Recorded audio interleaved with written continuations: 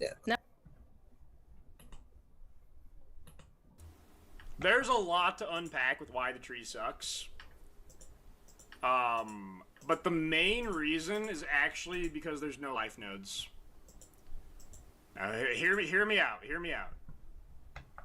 If you compare this to the PoE tree, when you make a character, this is gonna go way back to like the early stages of Path of Exile. You are having to choose between allocating talent points into offense or defense. So, in PoE, typically a character will take some life points where they can get them efficiently, and then they will take some damage points, and maybe if they're feeling too squishy, they'll take more life points. Maybe if they're feeling too ZDPS, they'll take more damage points. This is like a really oversimplified explanation. There's obviously other, defensive and offensive stats, but for whatever reason, in PoE 2, they decided there will not be life points on the tree. For some reason, there's still energy shield nodes on the tree. That's a different discussion, okay. But I think in the past in Q&As, they've stated that the reason for this is going to piss people off. It pisses me off. Is because new players don't pick life nodes. Because players play the game from other ARPGs, and Joe Diablo starts playing PoE 2, and he sees all these life points on the tree. And he's like, well, life points suck. You're supposed to take damage. So Joe Diablo takes every single damage point on the tree and takes 0 life nodes. What happens then is because the game is balanced around you having to take some defense, by the time Joe Diablo makes it to Act 4, everything's killing him instantly. And then he's mad, and he's just like, this game sucks, everything does too much damage, it's overtuned, I just died in one hit to this. And at no point will he ever stop and consider, I could die less if I took life nodes. He's got too much, ARPG brain rot, 1200% increase. He ever stop and consider, I could die less if I took life nodes. He's got too much ARPG brain rot, where he's like, no, you only take damage. That's it. Life bad, damage good. And then what will eventually happen is Joe Diablo will quit the game after he dies 30 times in Act 5. They don't want that. They've tested this, and they've said in their test they've experienced exactly this. So what they did is they took all the life points off the tree. So they can balance the game around no life points. The problem with that is, if the tree is only damage points, the way diminishing returns works is every point of something you get, the value of getting an extra point keeps going down, right? So let's say I have a PoE build, and it's 40 points of life. Let's ignore travel points just for the sake of the argument, right? Okay, let's say I have 20 travel points, and I have 100 points. Let's say I have 33 points of life, 33 points of damage, and 33 points of, AoE, speed, utility. Every time I pick one of those points, when I get a level up and my character gets stronger, if I have 33% of all of those points, I feel 3% stronger. Which feels pretty good. That's a noticeable amount. You level up 5 times, you're 15% more damage, or 15% more HP. Or you split it up, now you're 6% more damage, 6% more HP, 3% better utility and speed and AoE, whatever. And the impact of 1 point feels really good. The problem is, if the skill tree looks like the PoE 2 skill tree, every single point is just 12% damage. You don't believe me? Let's check these. Oh, my bad. We have a little bit of evasion. Like, can I zoom in on this? Like, oh, I'm playing bows. Well, okay, 10% attack damage, 10% attack damage, 12% physical damage, 12% elemental damage. Well, let's travel down here. Okay, 10% attack damage, 8% attack damage, 2% move speed, 25 attack damage for notable, 8% attack damage. And it's just like every single point on the tree is just like 12% damage, 10% damage, 12% damage, 10% damage. Like, oh, 10% bow damage, 3% attack. Well, that's actually an interesting one. 12% bow damage, 12% bow damage. Like, if you have 100 points of 12% increased damage, you have a character that has 1200% increased damage. So if I level up, let's say I'm level 95, and I have 100 talent points and 12% damage, and I level up to 96, I gain 1 talent point, I go and I put it in another 12% damage node, and now instead of having 1200% increased damage, I have 1212% increased damage. So I go from dealing 13 to 1312, which is 0.92% more damage. So now my character, by taking that extra 101st point of 12% damage, is 0.92% stronger. That feels like shit.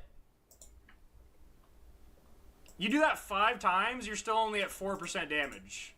The other example, five levels, is 15%. Like, you can feel 15% difference in tankiness or damage. It's really hard to feel 4% after 5 level ups. So, because of how diminishing returns work, every level up in PoE 2 is just insanely bad, because the talent tree is only 12% damage everywhere, pretty much. I'm oversimplifying this a little bit, but like the principle of this example is why it feels bad. Because the talent tree in PoE 2 does not give you the choice between like speed, defense, and damage, that you then spread out your scaling so each individual point feels more impactful. And this is a difficult fix. Like, if they just doubled everything, it wouldn't feel better. It would be the same problem. If every talent gave 20% damage, nothing would change. Because you'd go from 2000 to 2020, and it's still a 0.9% upgrade. So, upping the percents doesn't change it. It's still the same ratio. The only way to make this feel less shitty is adding different scaling vectors. And they seem to think that speed and defense are both off the table. Whereas in Path of Exile, speed and defense are 2 things you can very much get on the tree.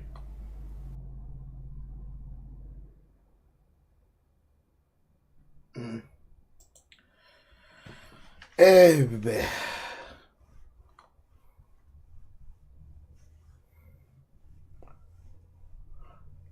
Ha ha ha. Ha ha ha. All right.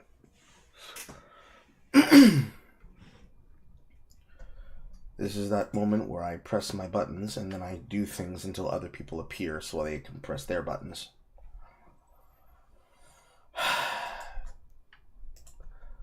Bum bum ba da da da da da. Wanna sit thin on the block, and then I got high. Sat on me on a bar, and then I got high. Da da da. Collab, single player Carl. Who are you? Who are you? Who's your mother? The account is West on NV. The account West on NV is a user. It appears to be a person.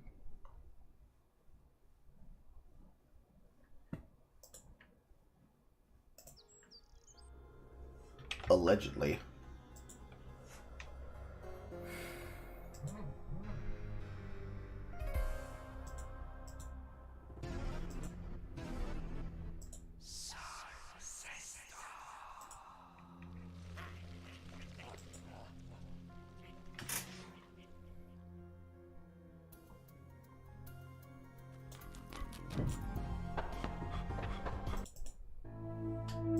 Is that a phase?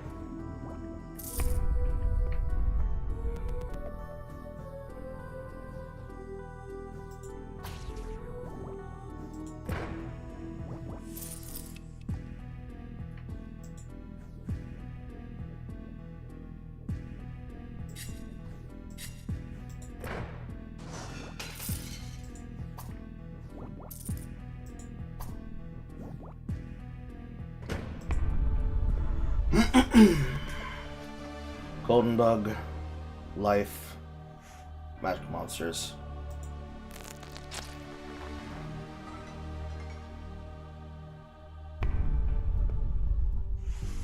Bum, bum, bum, bum.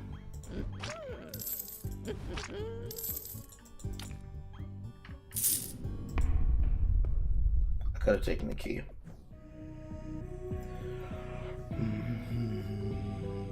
Bing, bing, bong, bing. Bing, bing, bong, bing.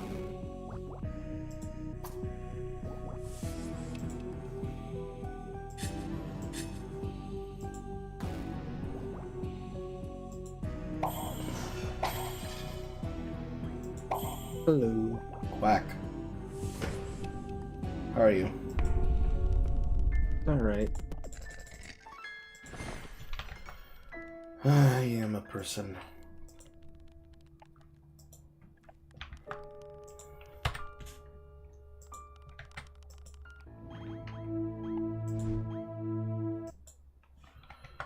I am a person. Yes, I am. I am a person. I have flaring gams. I am a person. Yes, I am and Drew. I am a person. How about you?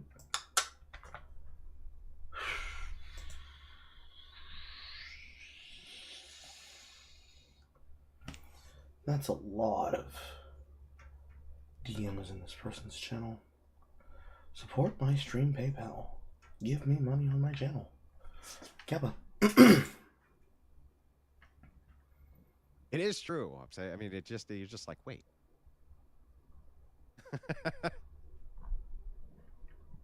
Pay my limits on here. As in gold on here. Destiny's on here. SQC's on here. One day, Carl. One day it'll be your turn. He said to himself, lying. Well, it's not so much a lie. I just don't see it happening without significant change. A single player, Carl, shouldn't you be confident in yourself? Yeah, confidence has nothing to do with that. Confidence has nothing to do with it. I wish confidence had something to do with it. It is the case that I can be intelligent for the rest of my fucking life. There are people that just simply will not want to see me prosper because it's just how they are. We don't live in the before times.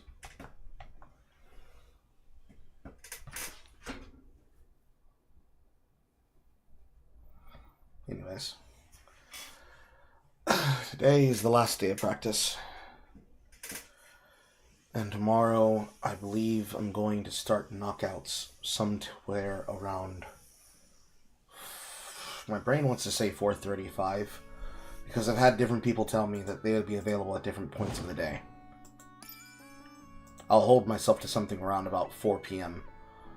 Eastern Standard, but the general cut difference here is that knockouts will start after noon. I'm not going to do anything in the early part of the morning of the day.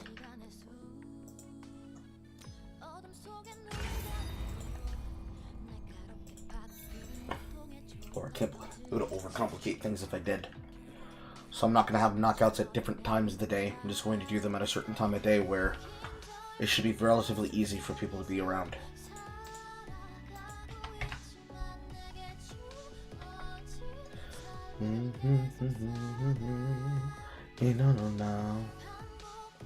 I don't have an input that has exclamation knockdown. What are you trying to input? Also, hello.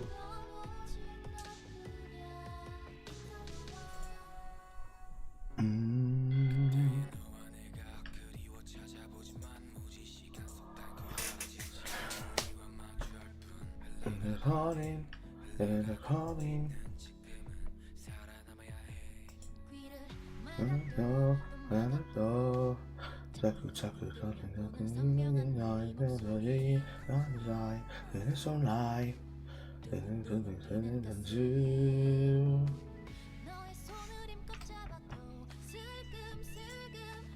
Curious about the event that I'm running. In-house tournament.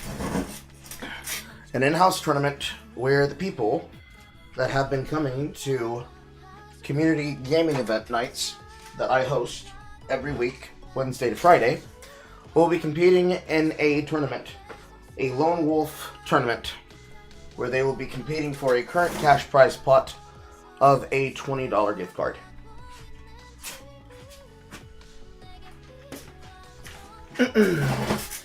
Hello, Fancy. Any special rules other than the fact that you would have to have qualified to be in before this week? Realistically, no. The rules, as it's specified, already are inside of my Discord, which can be accessed with the bottom panel, but I would have to tell you that you would not be able to qualify for placement in the tournament. Too late of an entry.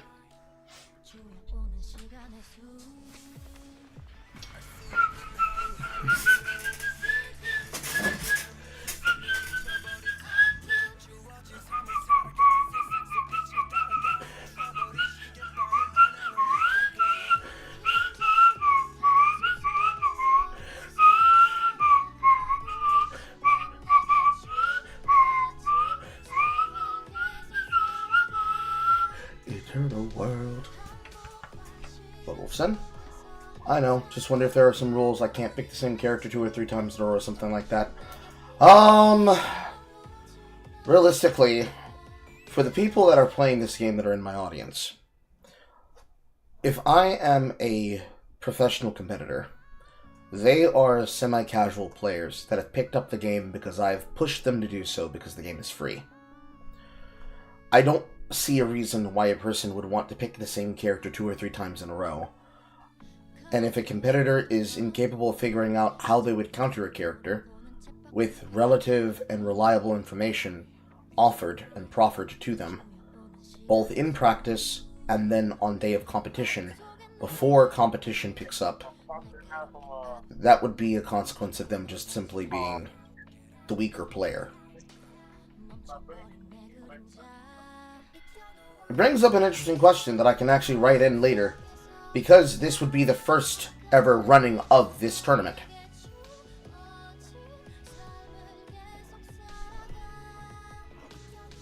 I can't really imagine a rule in my mind as an official ruling on why they wouldn't be allowed to play the same 2 or 3 characters. I can imagine why they would want to, but I wouldn't understand what reason I would have to stop them, because you would just perform better and be the better player.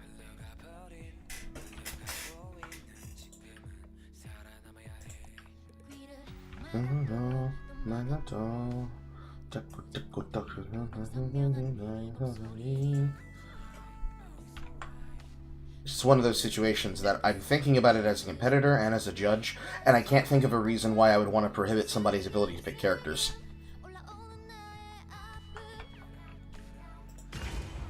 The first thing that comes to mind is that I'd want to restrict a person from picking the same character over and over again if it just happens to be the case that, oh, I happen to be hosting a tournament, and randomly, one circle has decided to come in and sweep the entire lobby and take $20 out of the mouth of a smaller content creator. Wow, that would be really shitty. It'd be really funny, but I can't imagine the reason why one circle would want to do such a thing, or any other competitive player in the game, or any other competitive content creator in the game, other than because they saw an opportunity to do so and they said, free money!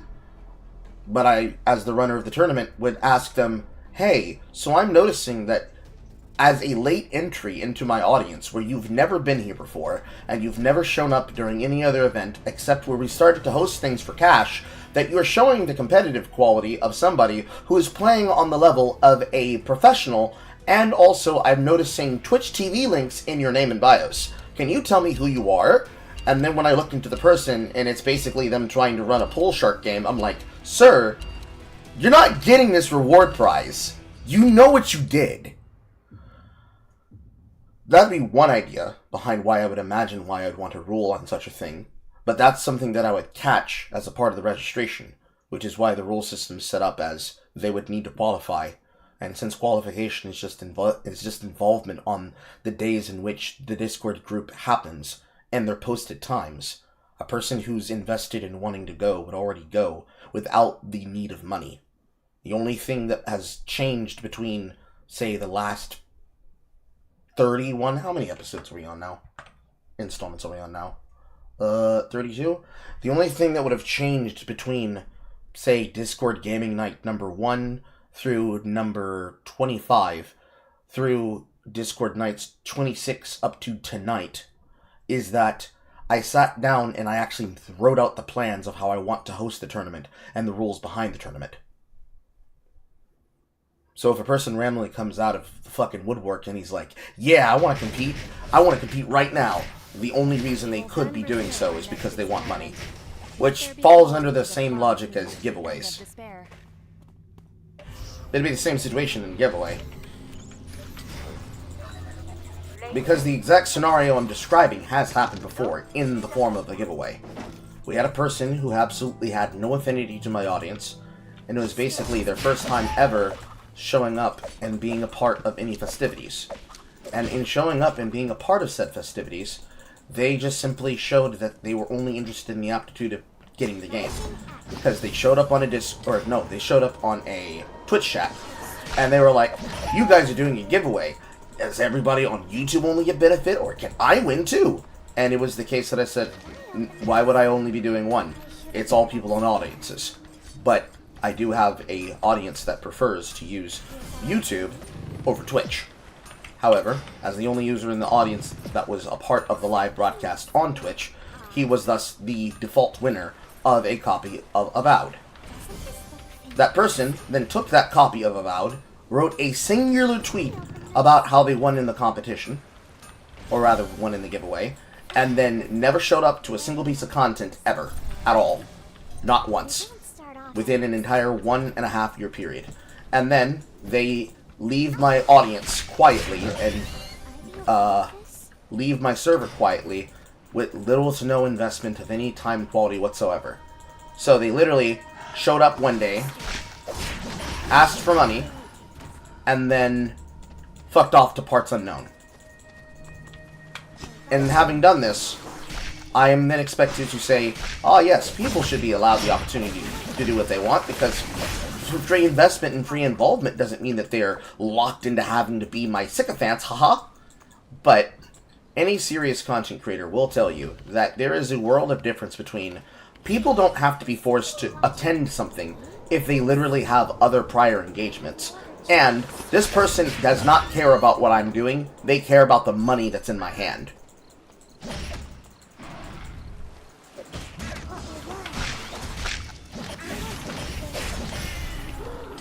So the situation in proffering is a little bit different.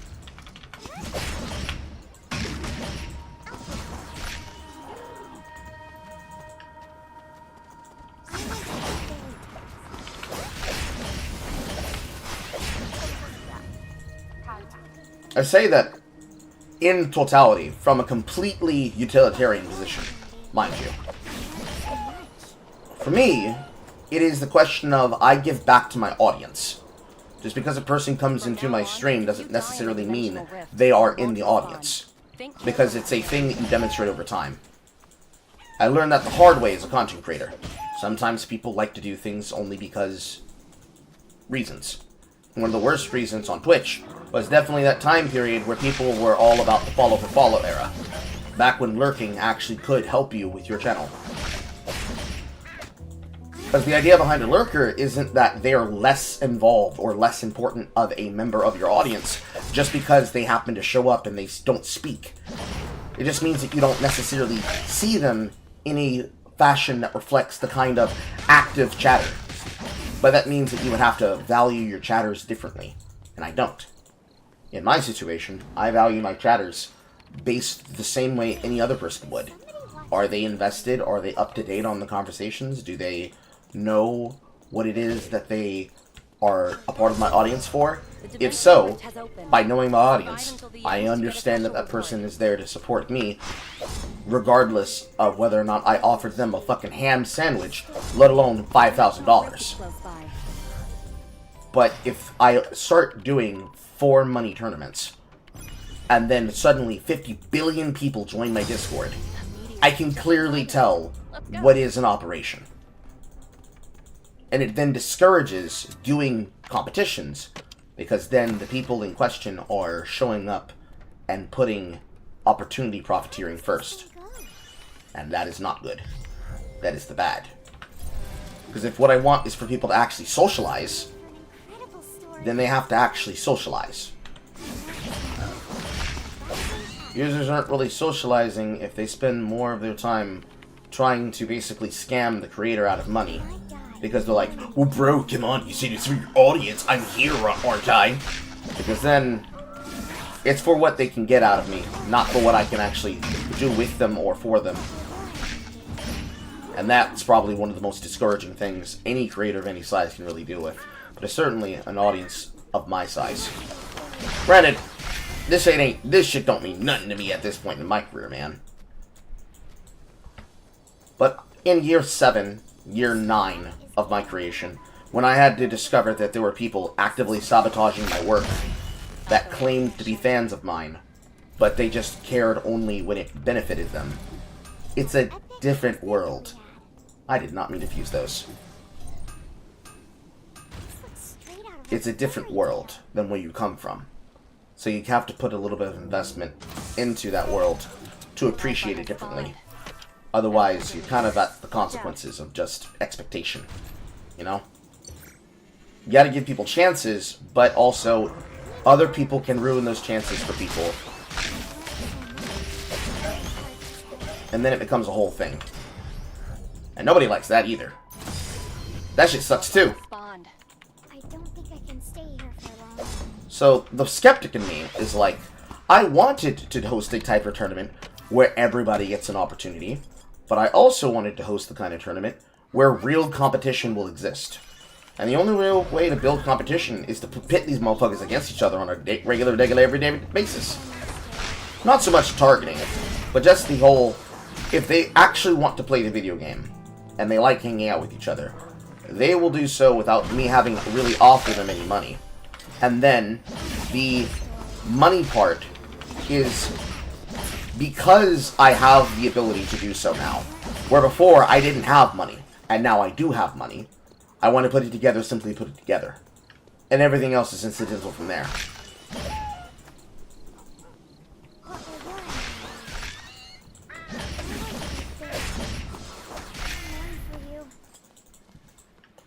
For all it's worth, it tends to work out in the long basis, mainly because I now have a lot better priorities.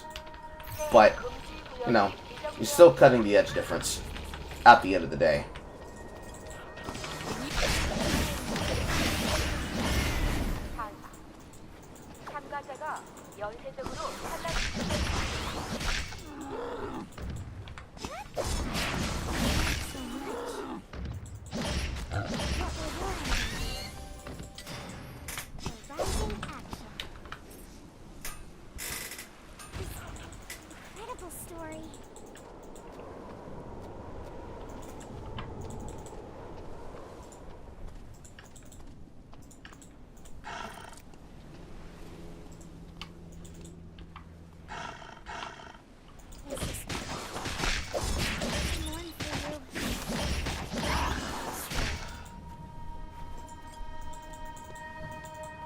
It would be perfect to read in the shade.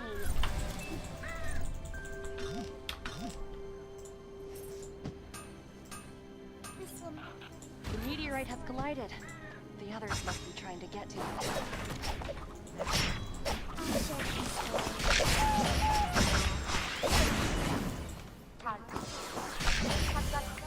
Country and life with you. Look around you.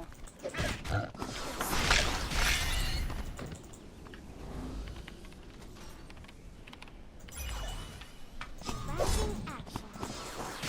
I want a fairy tale.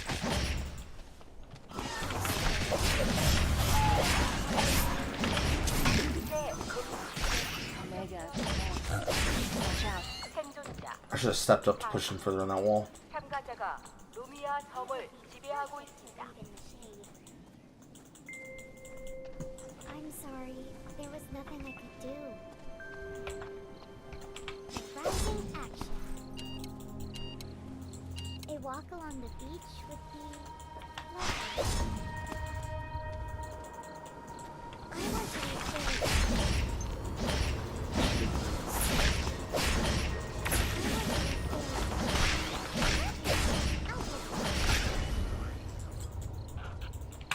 Stories come to life.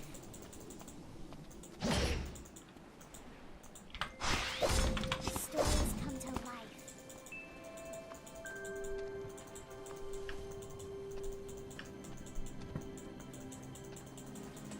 have no other choice. Terminated. Oh wow. Wasn't that like a scene from a fairy tale? There's a new team attacking. 타사. 참가자가 루미아 섬을 지배하고 있습니다. To life. Hello, Avalon. 새 금지 구역이 지정되었습니다. I've read some of the Bible before.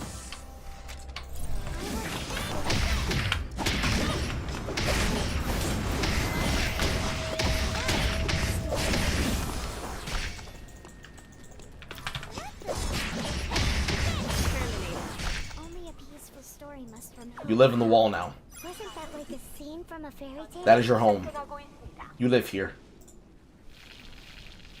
This will make for an incredible story.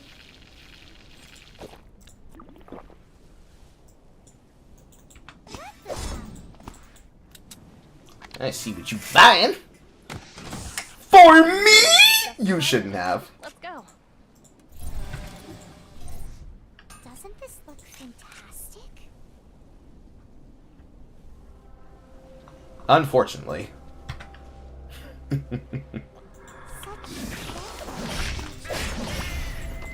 Hello, Lemmy.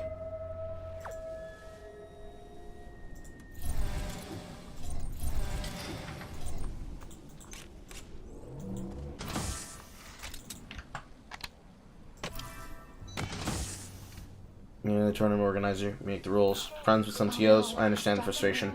Well, you see, the thing about this is, and this is my mental, from my position, from how I understand it, because I've been both a person who's performed in tournaments and also been in tournaments. The problem that I have with people and how they run certain ways that tournaments go is that very, very, very, very, very, very often, the problem that you always run in with is that there are people who will abuse the opportunities of the system. I have watched people, I've watched audiences, I've watched communities completely destroy themselves over the fact that they wanted to control this. Recipes hacks money, obviously, off top, off rip. But then also, you look over at situations like that of the for money situation for Marvel Rivals involving Kingsman, and other situations like that. You look at the fucking Melee scene as a whole, and the whole fucking thing I have a problem with is that whole, you want to bring people in, and you want it to be a serious competition, but the people who are in the tournament are not serious people. They're not serious people, they're not serious competitors, they won't behave like serious competitors, and they actively de-escalate all intention of fun and bring the game down. 100%. They bring the game down. 100%. Such reverence in Dr. Rickline has arrived.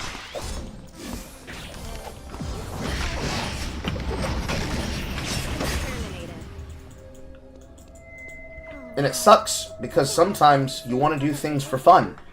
Legitimately. That's what we started playing the game for. I'm sorry. There was nothing I could do. But, unfortunately, some people only want to play competitions when there's something for them. And Lord knows the FGC will literally throw hands over a fucking $2 basket of fucking Cheese Whiz. Let alone a gift card, cash money tournament, or just the ability to have bragging rights to say, hey yo, I dogged that ass in that tournament last week. And then for them, it's a week-to-week basis. Now, ER is not the only video game that we play, mind you. There are different competitive games that we are open to playing, and there are also multiple PvE games which we are open to playing in this community.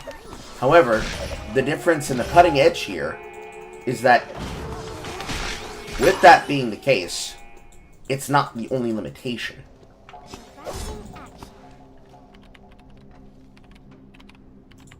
So for us, it is just one thing that we do. Whereas for an incumbent player that wants to be here specifically because I was promised there's a cash money tournament, they would basically only tune in for the tournament. And what would happen is that over time, it'd be the case of, yeah, but can you show up to the days when we're, you know, playing the newest video game in the marketplace?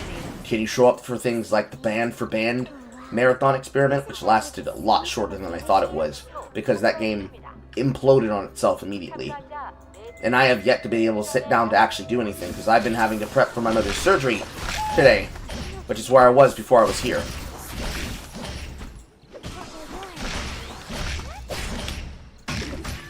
Like, all the headspace that goes into the calculations of how I would like to do stuff, and then how they follow through, it's not always one-to-one. Some things get sacrificed. And I don't want to sacrifice the integrity of a tournament because I would feel bad over the way that certain people would engage in content if those individuals cannot demonstrate to me that they respect what I'm doing with said tournament opportunity. Which in most cases, I don't think they do. Not really. Most people are fucking scams. And they will run you through the jewels if you let them. Once the temporary safe zones activate, you'll have to But then again, that's the gap inside of me rather than the reality inside of me. Until then, everything else is relative.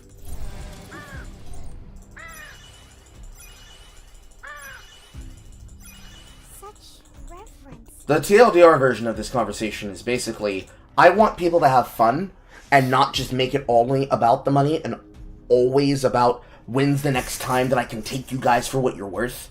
And then there's like some kind of sub-community that gets created out of, we only come here because we heard that a small content creator is offering a $20 gift card every 14 days, and we just want to cop it and swipe it and see which one of us amongst a group of top-rated players can take this guy for his cash. Because unfortunately, in places like in things like Ultzka RuneScape, that is what people actively do in those video games. They don't respect each other, they don't respect the video game, they don't respect the players. They just actively take people for the bag. Because the only thing that matters to them is that they get clicks on their stream, and that they have stream numbers. Assuming that they're a Twitch-only broadcaster. Because that's what Twitch has become. You no longer have communities and sub-communities engaging and interacting with each other. You instead have people trying to monopolize a situation they can find.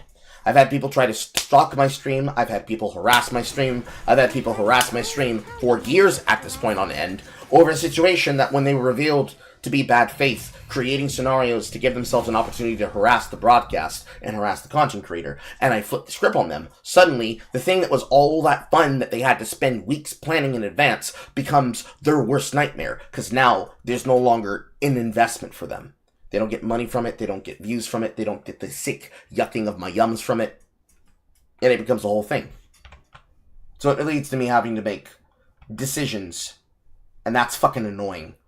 Because I have to make decisions because other people can't act right. That's stupid.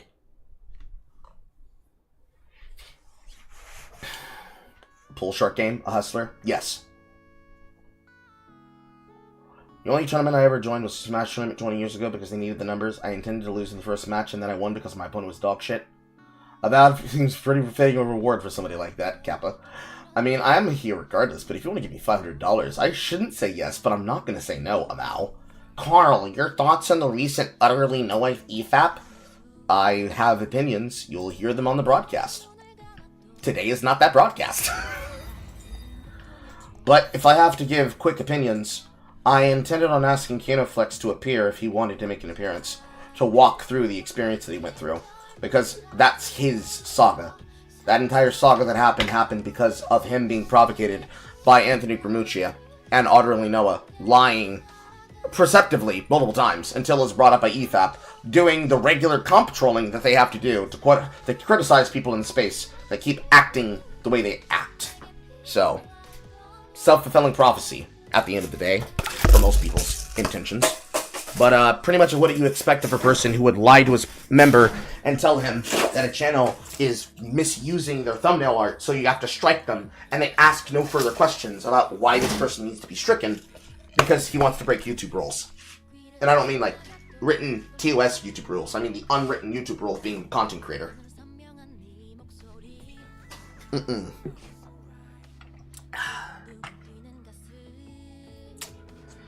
I'd feel weird about taking your money, but also I'd still take your money. Might respect myself less for it, which would lead to resentment against you. It's relative. I am not going to offer someone more than $400 to $300. But the thing I'm willing to offer money over depends. When we're talking video game tournament prizes, I want to go as far as $100. $100 of my money that I earned doing my job is a world of difference between that and this, right? It's a world of difference between that and this. So, the comparable thing that matters is that when it comes to in-house tournaments and other things, there are other ways that I compensate you guys in my audience. You have there's other ways that I compensate you, and there's also other ways that you can be able to support the broadcast, right? Because ideally, when I do things like that, when I do giveaways, when I do competitions, I want to pay something that is valuable. So, support to the channel over time leads to the support of a bunch of stuff, right? If I offer people $20 in a 14-day on-off again tournament, that gives people time to practice and learn. By giving them time to practice and learn, and I say every 14 days I will offer $20 to $100. 24 Lone Wolf tournament, and if one of the senior players from the Lone Wolf tournaments decide to register as a coach, and they then get a team of 3 players, and as a 4-man unit featuring the veteran player as a coach, and the other 3 as a 3-on-3 squad, were to run in-house squad tournaments, I'd be willing to go up to 100, because then it's a $25 cut 4 ways. And because that's just a clean amount of money. It's also a simple amount of money. $100 to me out of my weekly pay is, well, bi-weekly pay, out of my fortnight pay, is nothing. Because that's what my pay schedule is based around. Every 14 days I get a paycheck, therefore I take $100 out, I put it on the side, and then out of that comes $20, or out of that entire thing comes 100.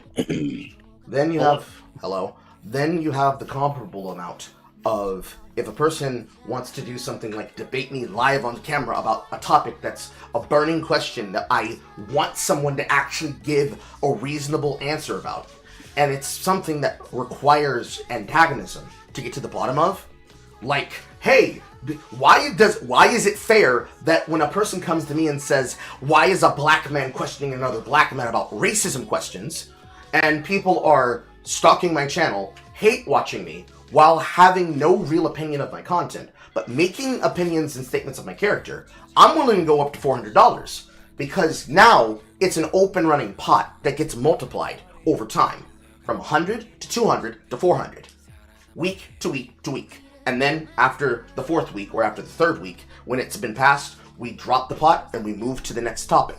Because I want a standing answer to, hey, explain to me why you can stalk my channel, and why you can have all these comments, but now suddenly, when I cover a news story, as I do on my channel, in full propensity, and I go through every little detail, suddenly, you don't have anything to say, where at the beginning of the topic, you're like, why aren't you covering the full story? Why aren't you covering the full story?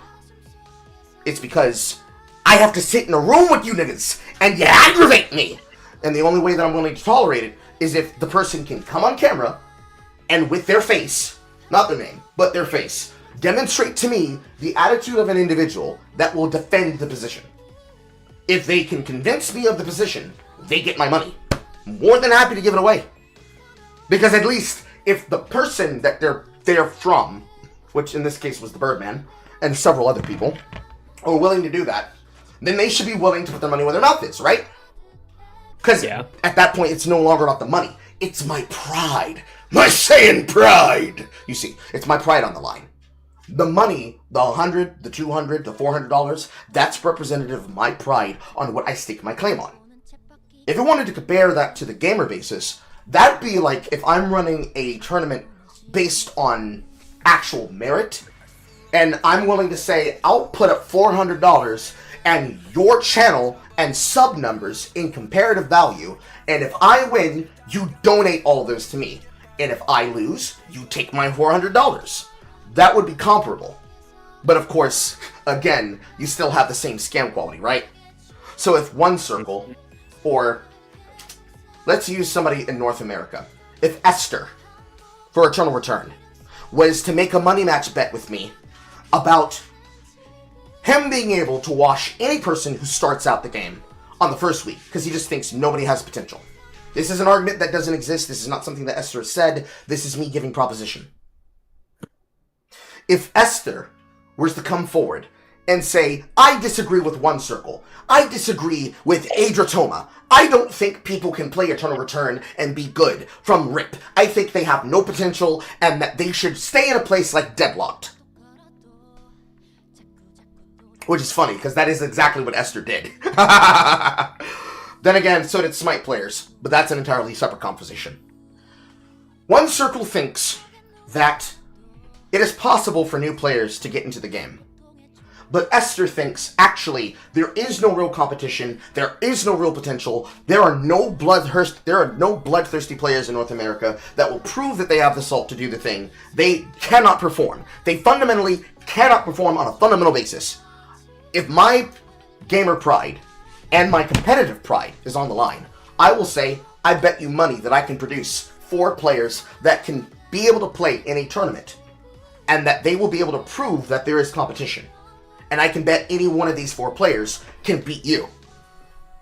So within that barrier, within that barometer, that's the same setting that you're going for there. Because now it's an argument of actual competitive spirit. Because not only am I motivated to do it, he is motivated to do it, and so are the other people who are the 4 factors in that conversation. Because I get my guys, he gets his guys, and now it becomes a whole thing. That's how most communities and most events and most opportunities and traditions are born. Hell, that's the entire basis behind the FGC. You don't get audience chants like somebody's getting fucked during the height of Super Street Fighter 4, except when you have a whole bunch of black people in a room watching other people or doing a run back for the 100th set, because money is on the line, pride is on the line, and they're just that bored. Because for them, it's the love of the game. Most people don't have a love of the game, of any game. They're just throwing up numbers. They're throwing hands, or rather, they're throwing matches, and they're throwing rounds, and they're throwing hours of play sessions, the way that I throw hands in Balatro.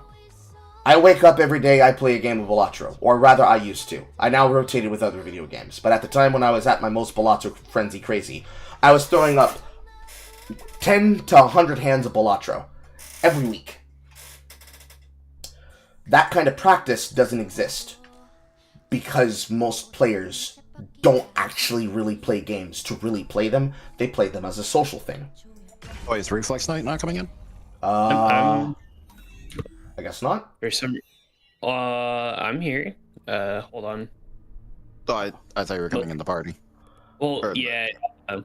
I was gonna wait for him to be done.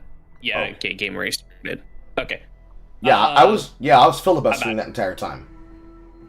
I mean, you could have mentioned it. Oops. Such. And just play one. But it's of the condition that, like, I want to create the opportunity for a person to have a fighting spirit, so that the entire reason that the community group gaming night exists, as a function of my audience's ability to entertain each other, is because they asked for it, right? I didn't just sit up one day and say I wanted to make a tournament. I had a gumption in my mind that I wanted to find ways to increase attendance, and the tournament is just one way of creating incentive for people to do it. But it's like if I was to say I wanted to introduce Deadlocked to my audience, which I'm not going to do. Why would I force that upon them? That is an unfinished, in-development video game full of people that treat it like it's friend slop, which is its own conversation. But to finish the point that I was making here, in the hypothetical Esther versus single-player Carl tournament, where he brings 4 guys and I bring 4 guys, and they do knockout phases, and then we see who has the best players, that can develop into a thing that becomes something that would put my channel on the map and give him some level of relevance to all the other people that he could be a part of. But the problem here is that that requires, like, the desire. Most players won't do that because they want a guaranteed thing. It's all about the guarantee. Because of the guarantee, it's different if you did it of your own volition versus if you actually did it with your own personal investment, because that's just how you feel. I am of the opinion, as a competitor and a content creator and a paid professional, that most people just simply don't. Not even out of desire, but just out of fear. Like, money's not an obstacle. They already spend the time playing it. It's just fear. The same way people talk about supposed alleged gear fear, and people talk about ranked anxiety. They just don't want to be put on the spot. They don't want to be put on the spot. It's a whole fucking thing. They don't want to be that guy. I will say I'm looking at, like, the actual names of items and stuff in the shop right now, and I didn't realize, like, they're just straight up, like, just, like, the guns. For an example, STG 44, AK-47, Type 95, AK-12. And then you have, like, actual, like, name stuff, and then it's like, huh.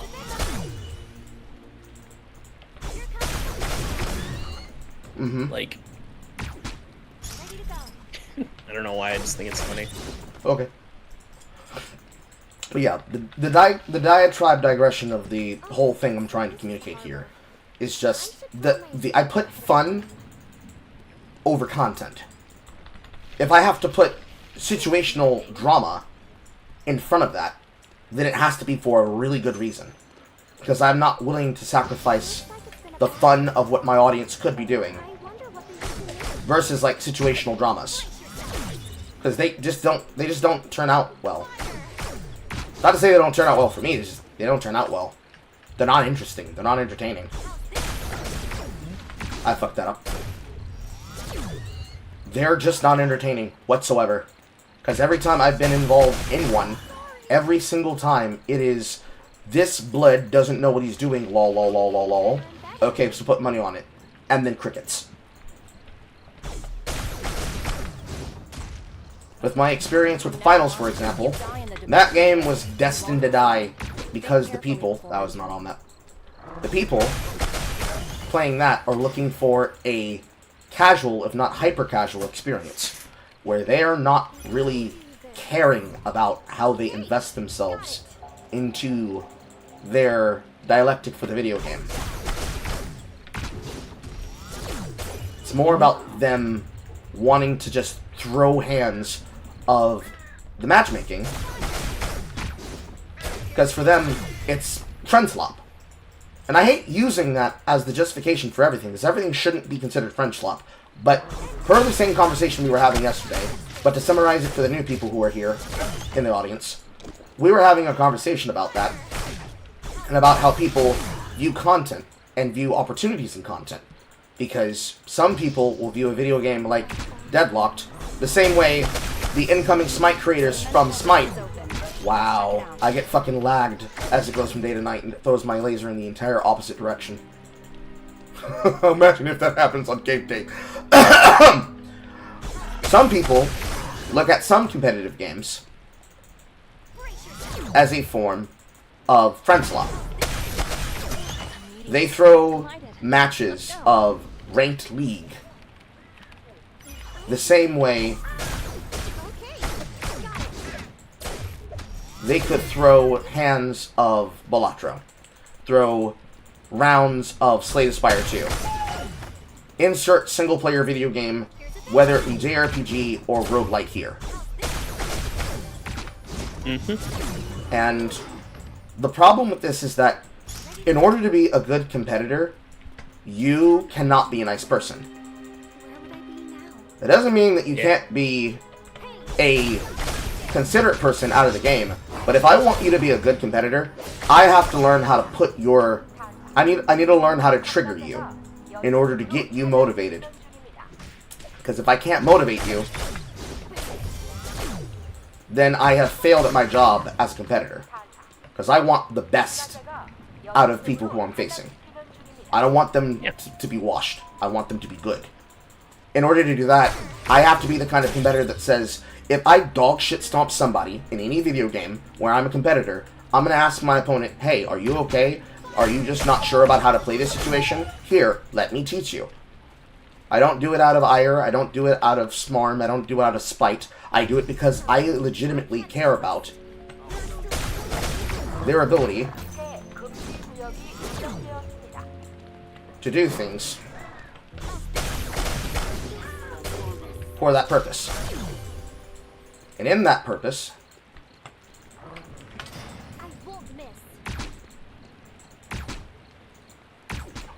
I best want to be able to control the opportunity that I get the best quality match I possibly want. I can't control getting the best quality match I possibly want if I only care about if I get to get my fun fighting the particular people that I'm against, and it's just, well, you're a free lick, you're a free lick, you're a free lick, but I'm never actually learning how to become a better player because I'm only ever facing people who are fundamentally weaker than me and are not, wrong direction, Carl, and are fundamentally not capable of actually meeting me on my competitive level. I am ruining my game quality and I'm ruining my own skill. I have to put the quality of my game above everything else, and I can't do that unless I'm really thinking about how good of a competitor I want me and my enemy to be. So if I choose to put myself over that, I am risking a lot of downsides. Like a lot of downsides. And it's just not worth it at the end of the day. So doing the same calculation in-house, I can't risk the quality of their experience because they're not learning properly. Which is the main reason behind the entire pseudo-calculation of, should I let a person who's completely new into the thing without recognition? Because, like, you could make that argument 50 different ways, and the bottom line is that they're not getting good practice if that happens. That's really it. They don't get good practice because they have no idea what the fuck they're losing. That person who just wants the money. I'm starting to feel like this is bullying. I'm sorry. No, it is not. Stop it. I didn't even bring you up by name. No, I meant I was bullying Blood Wolf. I kind of felt a little bad now. Okay. But, Okay, so that's revenge. But, if I let them get victimized by a guy or a girl, whoever the fuck, they don't get good practice. Because I can promise you, that person's going to take the money and say, thanks, suckers. And they won't learn a damn thing. Not a hide nor hair from what the fuck happened to them. And that's a problem. Because in order for them to get better, they have to be able to go through the after-action report. And I can promise you, there ain't ne'er, not a nigger, not a hide nor a hair in any video game outside of the streamers that make money off of saying, top tier, challenger, high quality, professional stream, that is going to tell them what they're doing. And I can promise you, they have a game Bible, they have a champion Bible, they have a player character Bible, and they charge money for it. Like Macro in League of Legends. His fucking Ornn Bible, he charges money for that. If I want you to be a serious competitor, why would I charge you for this? That's not good. But alas, that is the problem at the end of the day. So I have to make the executive decision to do that or not do that. And I choose not to do that. Yeah, also, hot take on my part for this. I think if you charge for things of, like, knowledge on how to play a character, you're basically doing the same thing as, like, people like Andrew Tate, Dean Withers and shit for releasing, like, an online PDF of a, like, essentially advice guides. Like, that's all they are. I think that's really stupid. It's ultimately a waste of money, because if you buy the guide to be somebody to learn the thing that you need to learn, it's kind of like paying somebody to teach you about a video game, but you're not a person who's interested in being professionally. Because argumentatively, it's the same thing, right? Why would I teach a person how to play why would I pay a person to teach me how to play a video game? Ugh. Actually, if you're coming to a coach, it's because you've reached ideologically and logistically the peak of your skill without structure, so now you need somebody to give you advice on how to achieve it with structure.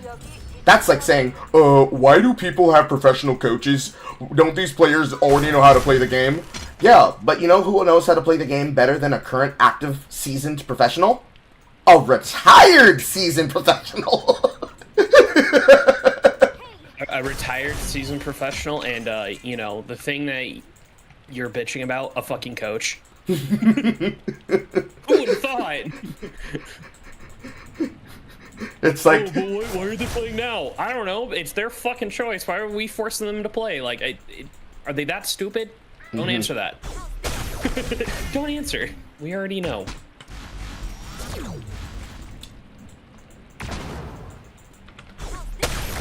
Sometimes people are just that dumb. You can't blame them. Well, you can blame them, but it wouldn't be fair. So we blame their parents. But you can't blame them because they are a product of their environment. In my day, it was MLG. In your day, I don't know what the fuck they call it anymore.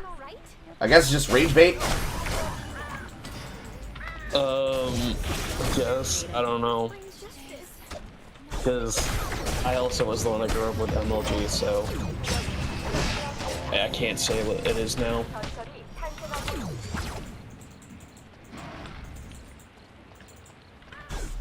Should be an asshole and make a build for Laura that's just like 100% crit. Does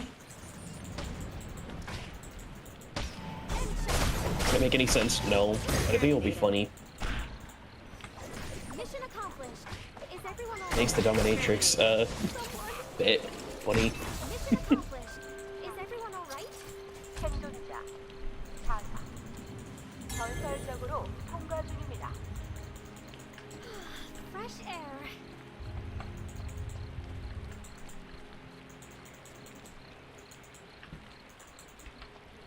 Oh, this thing's pretty handy.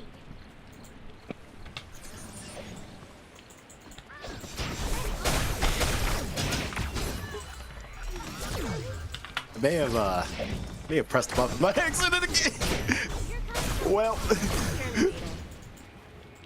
But was it worth it, Fancy? Is everyone No, it wasn't. 통과 중입니다. I'm actually kind of shocked Blood Wolf is still alive. He's been trucking along. That was so unfortunate. What's really funny is I'm looking at the Arcanas, like the names of the Arcana items, and I'm like, okay, glass beads, mirror core, it's like one of those stupid mirror balls that you can do tricks with. Frigid Pearl looks kind of magical, yeah. And then I get to the purple and it's the Hermit, the Hierophant, Temperance, and I'm like, I know that JoJo's got its names from the Arcana. However, I think it's funnier that I'm thinking that these are all JoJo's references. Some people think JoJo, some people think Binding of Isaac. Which is weird because, like, Binding of Isaac also got it from the... Okay. That's just me being autistic. Don't worry. And then the guitars, all of them are just named after fucking songs. Oh, this thing's pretty handy. How about using drones to You know, Bohemian, Stairway to Heaven, right? Purple Haze. The Wall. I gotta look for a different build that doesn't have the Stacy button for right now. Mission accomplished. If you need time, you can put one together. 전설적으로 통과 중 Just auto copy a build and then just paste over the items from the current one. Yeah, fair enough. All right.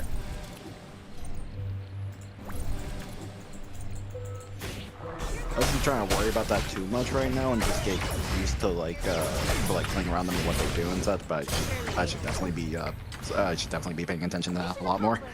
Is everyone alright? You can always change it.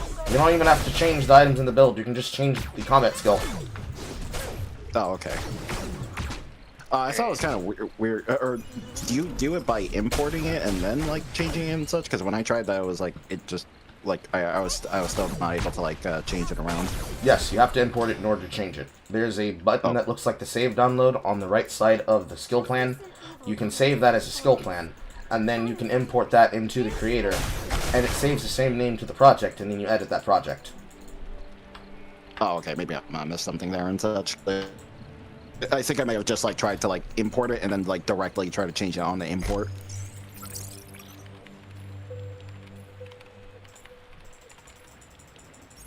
Boy, am I lagging.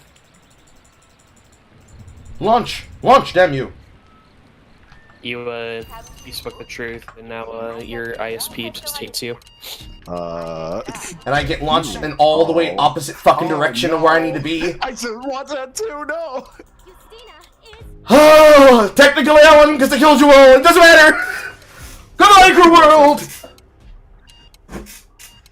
Kappa. But yeah, it's one of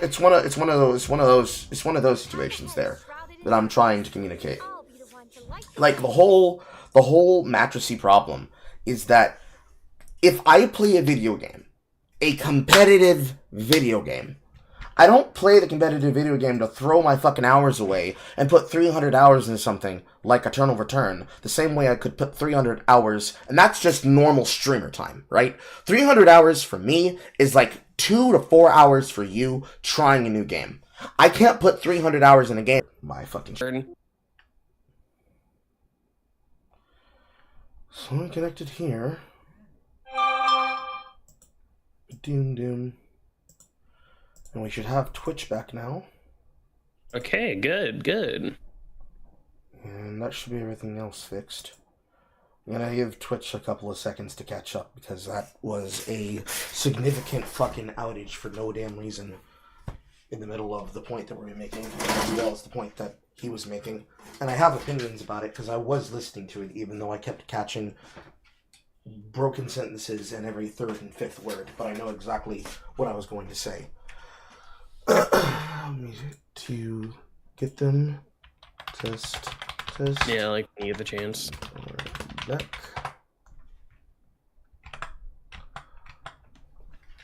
Half of what I was really saying was to explain about The item system of League. Why, hello there. yeah. Yes. Hello, Marcus. Go ahead, Reflex. Oh no, I was also explaining like how like League doesn't have a system like Eternal Return where you're building a one specific item.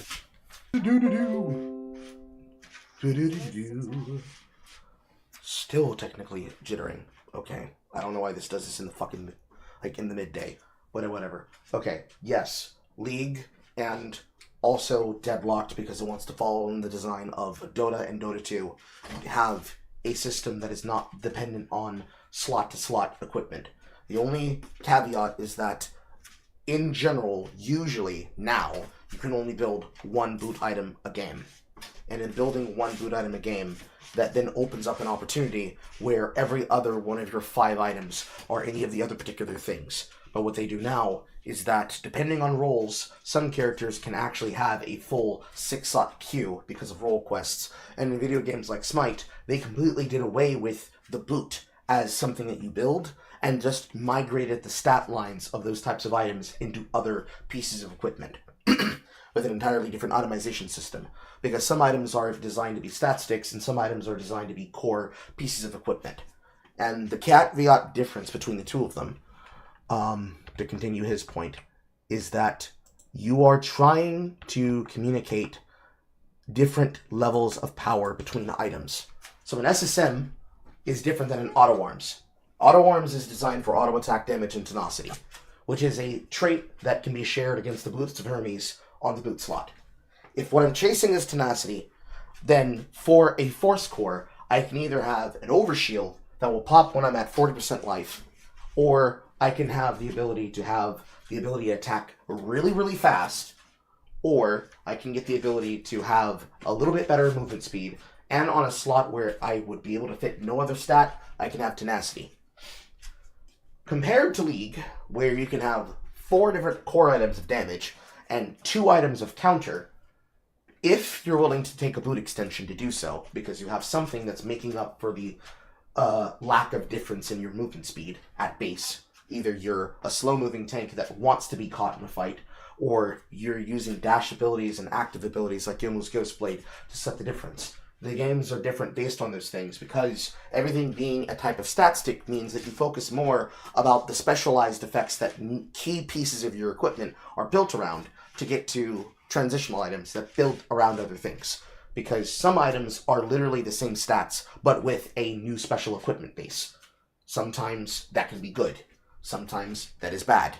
In the case of something like Marcus, the character, not the band, Santa Muerte, which is one of his specialized axes, has a unique feature on it that is very comparative to the feature on the Vision Longblade for sword users that has the ability of Magnetic Midnight, where you get vision distance. That can be important, whereas for Marcus, he gets range extension. How that can matter is that that special purple will give him a little bit more range on his auto attacks, so he can auto space better, which allows him to orb walk in fights where he's fighting melees at a little bit extra distance, because that extra distance is the distance of his operational threat.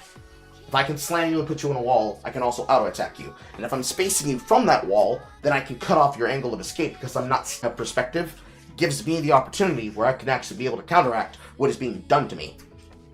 And this provides lots and lots of counterplay. Some better than others.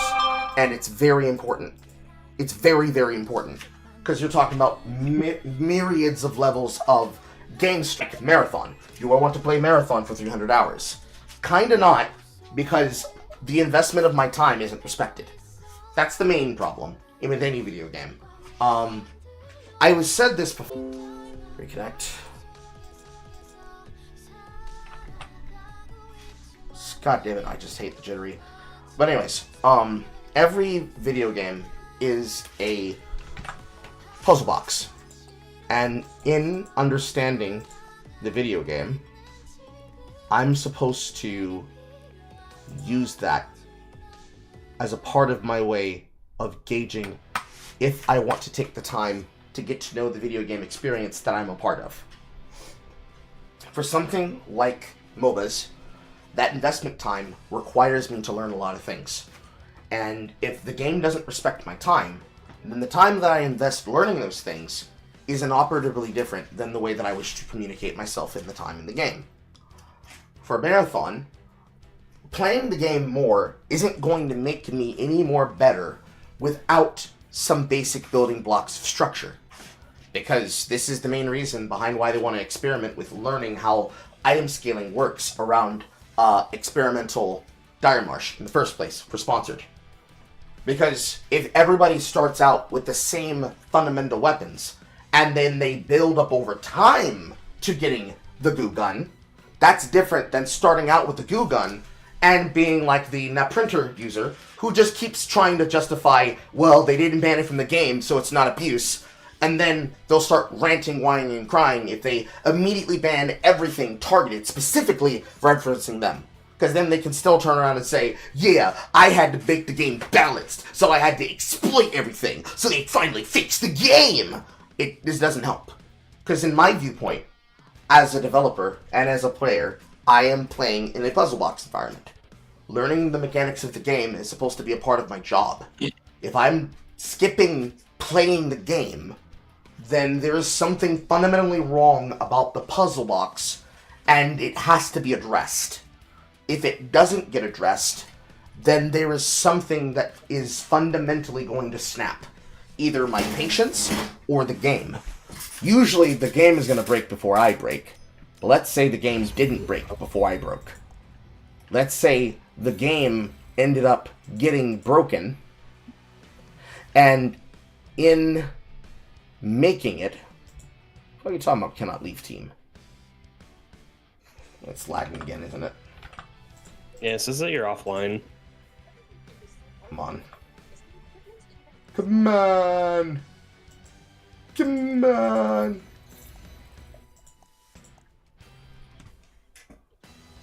There we go. But, if I break the game before it breaks me, the thing that is at viability is not my satisfaction, but is rather the time point of investment. So, I can find a part of the game that I can attach myself to, and that I can like, but that doesn't mean that that's going to keep me going for 300 hours. I have to have all three things that are necessary. I have to like a beginner experience. I have to have a desire to continue learning after the beginner experience. And then when the game opens up to me, I have to then be willing to go further than anybody would originally do on a first watch and a first depth look and a first guide watch. So, returning to the example I used, every MOBA is a diabolically evil dominatrix girlfriend who sits on your chest and tells you, you need to learn how to play my game. If I play Marathon, and Marathon is a pretty pop Hello Kitty girlfriend, I'm not going to like learning how to play that game. Because that game is not going to be fair. The rules are going to change. The system is going to change. And every situation requires me to have very specific instinctual knowledge. And if I lack that knowledge, I'm getting KO'd. Like, she'll knock me out with a fucking hammer. And I'll come to, and I'm going to be butt naked, and she's going to be like, what happened to your clothes, loser? The same way that League of Legends is a uwu e-girl who likes to be a heel slut, and Smite is, again, somebody who burps and laughs as a 30-year-old wine aunt like Brittany Broski, and I guess you could say Deadlocked is somewhere in between with a VTuber avatar and a high nasally voice. I don't know. And then I enjoyed the fight that I took. And then when I say good game to the other enemy, yeah, why are you down there? Zip it up when you're done! That's not the kind of BM that motivates people to play. That's not a... There it goes again. Who is fucking my internet? Can the squirrel stop playing on my power line? You need competitors that motivate you to get better. So, Listic and Piggy and FineOK and Incon, maybe we can, don't know if we can actually switch over from Smite to Deadlocked. Any creator who used to play one video game and they abandoned or they decided to put time in their schedule to learn Deadlocked, I have to feel like I want to learn from, steal the knowledge of, and apply the knowledge of those players to be a better competitor for myself and others. And the problem with most of these situations is that they're not doing that. There it goes again, but at least that one would connect faster. Eventually you get to a point where it's like, it's the Mordhau loop, but it's the positive Mordhau loop. The game just naturally runs out of its, time frequency. It naturally just stops working over time. And naturally, as it stops being popular, like Absolver was, a new game takes its place, and the competitors go to that new game, and they try that new game, and up and down like a pogo. It doesn't change the dynamic all that much per se, but it does make a reality difference on the top end, because now you're focused on a couple of different things that are very, very, very core to your experience and your worldview, and those things are very difficult to come away from. You must really know how if to you're not play. used to them, which is really the problem. A lot of people are not used to those systems. They're used to a different type of system and a different type of problem. And that cutaway difference is a night and day difference between having serious competitors and not having serious competitors. So that game already started. You didn't get in again in time. Damn. Okay, I'm going to wait longer after this next game so that you can get in on time. Because the reason I'm filibustering and talking is to give you time to do that. Because I just wait until I see you. Well, okay. Go ahead. I not gonna lie, it would be nice just to be like, hey, I have game room open, and then you can. Okay. I don't know. Well, what I was doing was making a plan for Fenrir. Okay. Just a funny little plan idea I had. I understand now. It'd be nice if you could do that from inside of the lobby queue. I wish. Yeah, no, I that really would love be, that. That should be like, I'm not. I would wish love to have a training menu while I'm in here. Like, yeah, a training menu, a skill menu, you know. Like, you don't even gotta make it complicated. Make it like a little danger room. That's so you could just mess around with. Or which game was I thinking of? What you call it? It's like that. When you're trying out. No, I'm thinking more like when you're trying out. What's the name of them? Potentials in entropy effect, like something like that. Lumia Island. Well, what you're talking about is basically a training area. Survivors. This time. What's it Unfortunately, called? you are the host.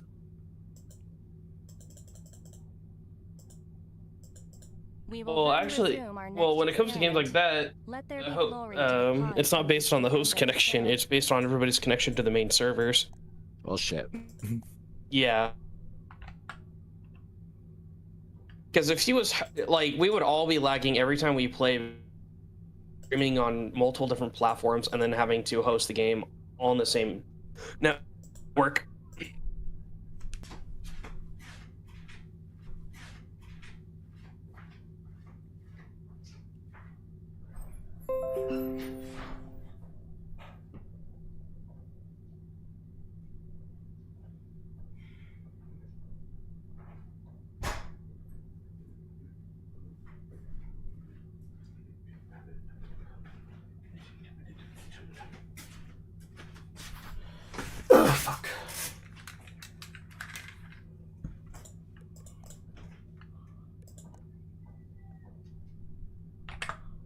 I even properly connected now? No, I probably got knocked out the lobby because of my lag.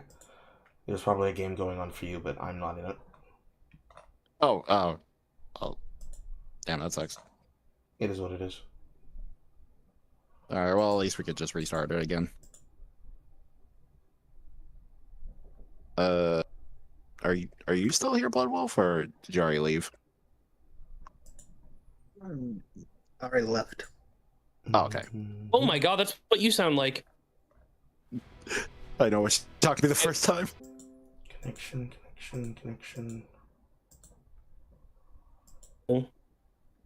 They call me a white supremacist, but I have one request for them. When they give me my hood, make sure there's little slits and not circles so I can see better. That's insane. They do allow Asians in in the Ku Klux Klan, which is really funny. I remember hearing today that there's a law office that quite literally was funding the KKK in Alabama. Yes, the Southern Poverty Law Center. Yep. That's funny. That's so wild to me. I just want to see them get indicted on the fact that they're responsible for the Unite the Right rally and thus are responsible for the death of Heather Heyer. Yeah. It won't happen. There's too many people who are basically choosing this week to be the week where they're like, I gotta take a break from social media, guys. Huh. Weird. Weird how that happened. Mm-hmm. Alas. Is my shit fixed now? Still Did the guy get hit with manslaughter charges or no? I don't know. There's a guy who's currently doing life without parole over that. So the people in the organization should at least have the potential being brought up to them on those same charges. Yeah. Well, I was just making, like... Because, like, I'd agree for, what's it called, the guy that hit the girl with the car. He's in prison for X amount of time.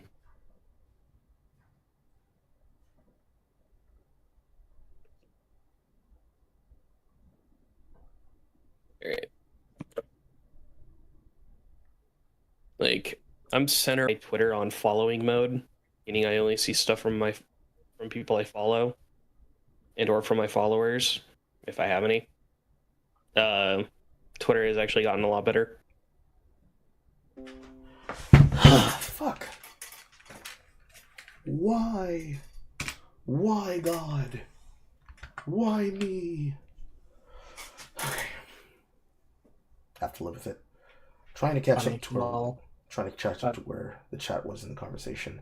No, it isn't. I'd be having fun with MOBAs if they were properly balanced. I don't think that's what he was saying it to. I forget what the fuck he was saying it towards.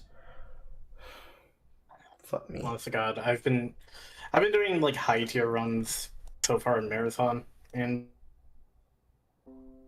which is just mind blowing to me. And it's oh yeah, is there any other update on TurtleWow, or is it like still planned to just shut down in it's still planned to shut down. Under a month? Yeah, it's still planning to shut down a little under a month. Which I need to play more of that. Literally last night we went into Wailing Caverns and we cleared all but one of the encounter bosses because they didn't have the DPS to clear the event because they were significantly underleveled.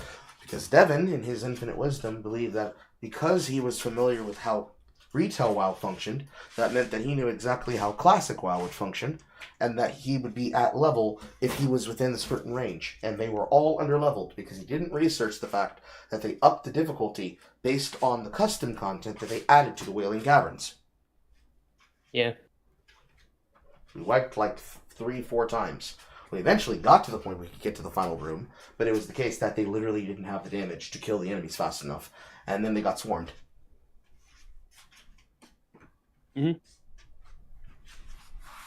I can't.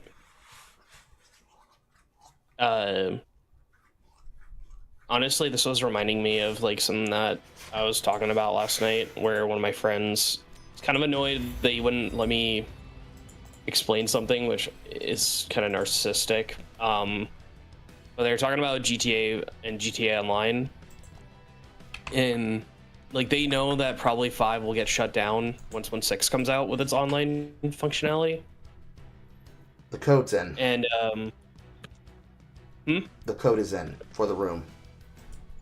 yeah, thank you. So for there, and I was trying to mention that Stop Killing Games would actually have them have the ability to keep a sort of like private server open if they have to, because actually they are able to do that for private server hosting on Euro network. Or allow you to get your data because of like the initiative going through, because GTA 5 actually has the structure to do that right now. And he wouldn't let me explain that part. And it was kind of annoying because I'm like, Max, they are literally going to have to at some point.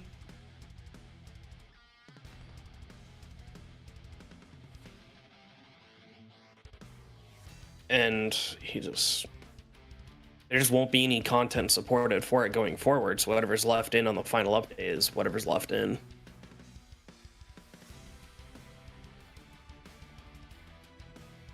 Just gonna have to explain it.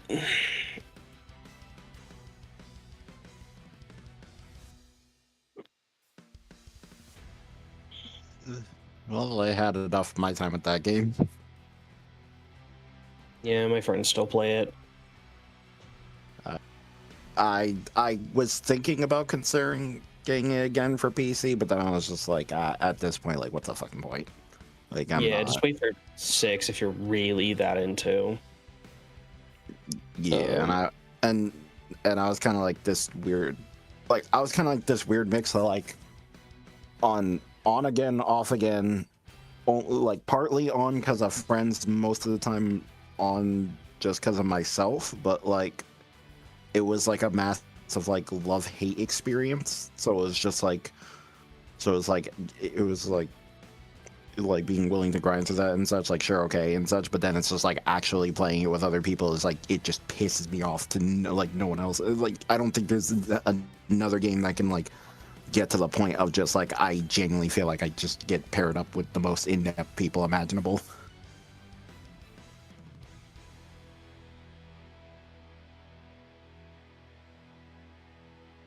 Multiplayer games, unfortunately, as a whole, you'll have one moment where you think that people who are playing their class or character or playing with a very specific type of build, that you think like, oh, they must know what they're doing. They must have researched what they were doing.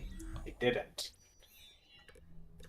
It's not even that. It was just like me just praying for the bare minimum of please just be semi-adequate, or at least just not get out of cover and die immediately on the spot. And it's like, it just felt like you just actively were just so many people and actively doing it. But I shouldn't have expected otherwise, because it's just too many people like even consider like the idea of like there was going to be any kind of like skill gap and such. But that, I mean, it just wasn't a surprise after a while. That was like just only solo heist, only solo things and such in that game and such, and just stop bothering anymore. And then it's just like, what's the point of doing that? Like, where's the fun in that? I mean, so what happened with GTA is that it became an ARPG MMO game. And because the game is set in the modern day, the only thing that they were able to do for crime or whatever as like setup and stuff as their equivalent to raids are the what's it called? Heists. And due to dwindling player counts, which it may seem like when you go into like SteamDB and look up that they have a huge player base. That is true that they have a huge player base, but the problem when it comes to heists and stuff, you cannot do them with randoms. You have to do them with, you have to, Do them with people like a pre-made. yeah, you have to do it with your friends.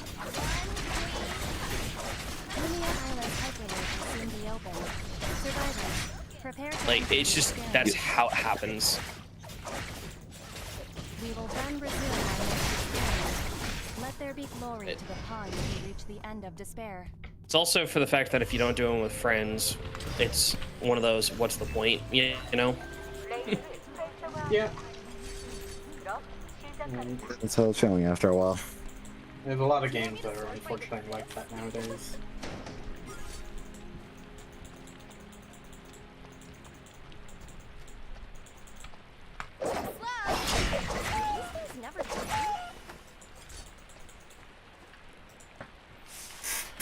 Alas, that is the nature of them. This is the caveat that is supposed to be the replacement. We went from RTS to MOBAs because we said, what if we were able to play in a battle arena where we had all the people competing against each other? And then you went into Battle Royale because we want the games to be faster. But also matchmaking is a problem. I hope there's a treasure inside. There's no sense of accomplishment. Now you're at the point where every game is the same, but different, within different levels of visionary work. And you're still bored. There's no winning. Search every nook and cranny. No winning!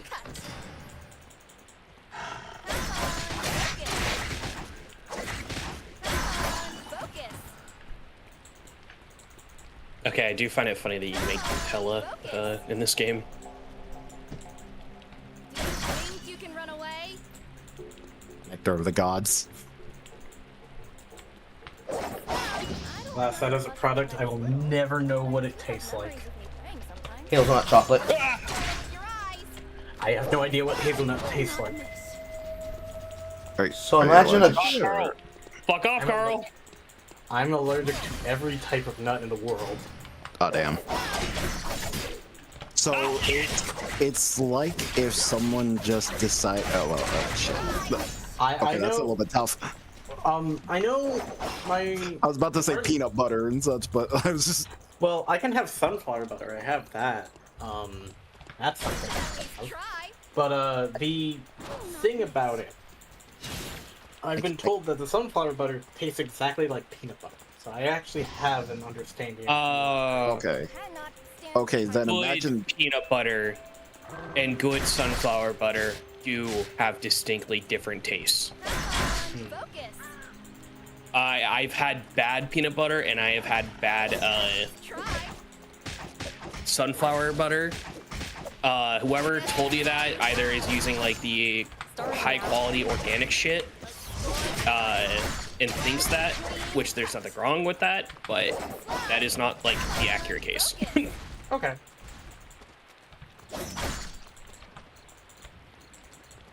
Won't let you escape.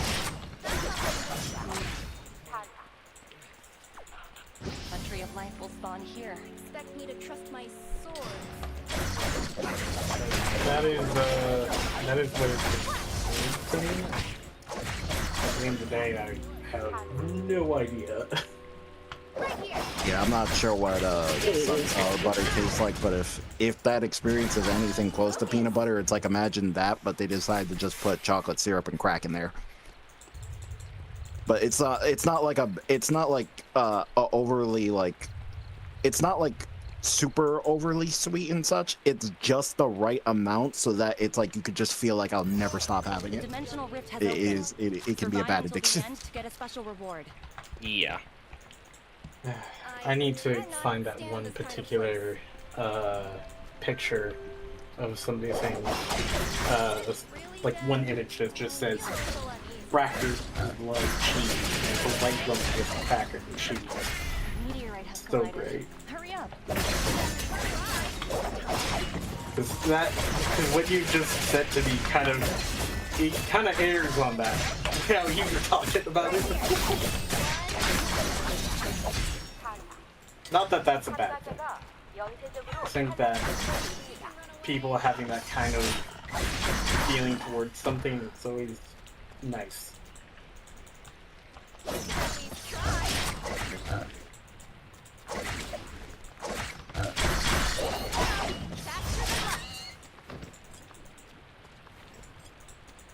If he had won that fight, I would have been so mad because I was holding my TOL.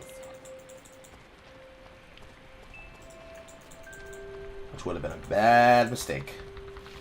This is turning out to be more fun than I thought.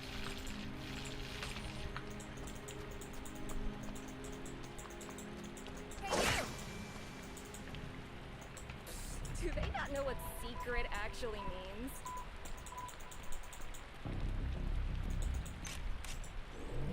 There's no sense of accomplishment.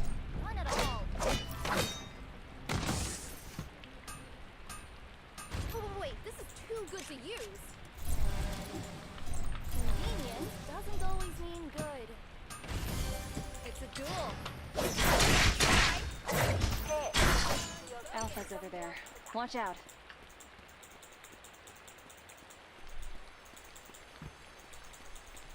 You're gonna make it this obvious, you might as well put up a trail of neon lights. Just follow with your eyes!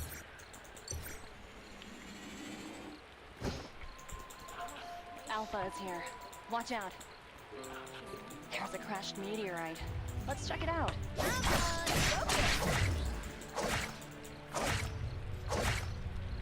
Fancy, are you really gonna make it this easy? Or did you DC? Oh no, sorry, I was on a phone call. Okay, I'm gonna walk away now. You have such bad timing reflex. To escape! Yep. Follow them!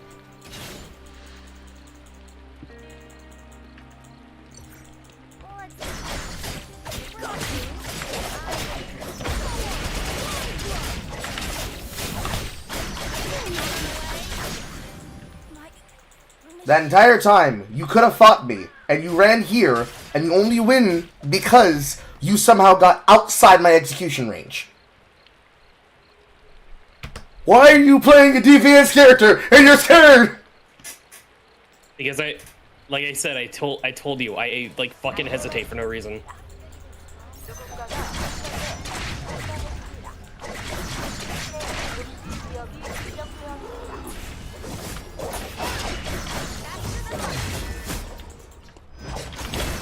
Just realized I've been walking through red zones and I'm in ability. Yep.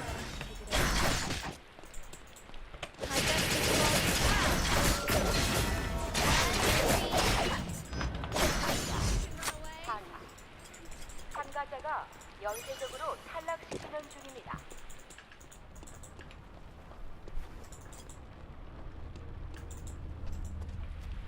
There's no sense of accomplishment. None at all.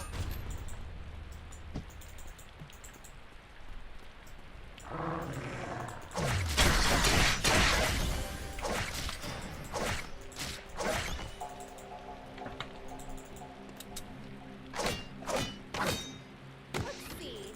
What's in here?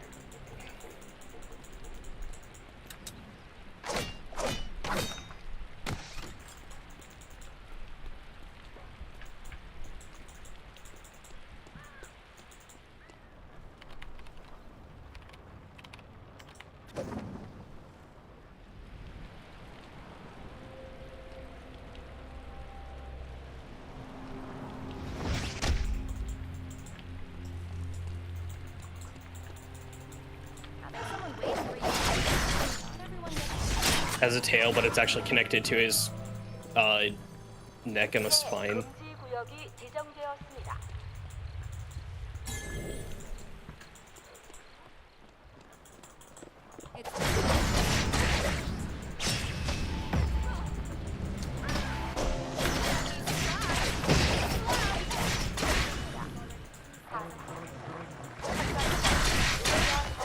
지배하고 있습니다. Right here. Another team has joined the battle. What did I put you into? How many pieces did I put you into?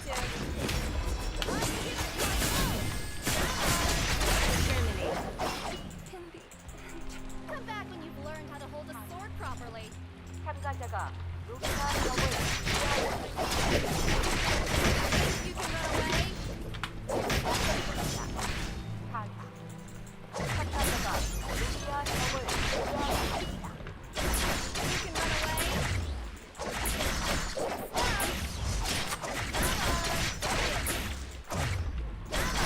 Focus. There's no sense of accomplishment. None at all. Empty on the outside, empty on the inside.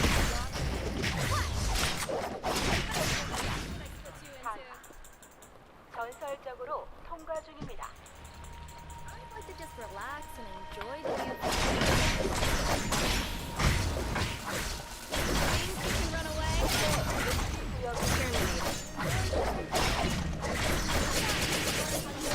Properly. 생존자 탄생. 전설이 탄생하고 있습니다.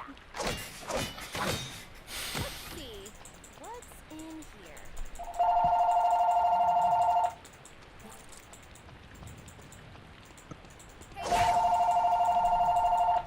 Call from wireless Cannot stand this kind of place. Focus. Terminated. Hello, please leave a message after the tone. Hey, I was just calling to check on you, see how you were doing. I'm on my way to work. I'm trying to get home tomorrow. Love you. Bye. Will not make. Terminated. Darn.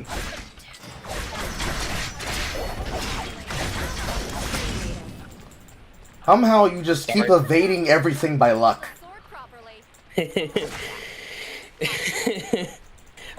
Placing down that ward though actually really did fuck me over because I attacked it twice by accident. Yay! So that's a good way to fucking fuck me over. Hey, I can see everything.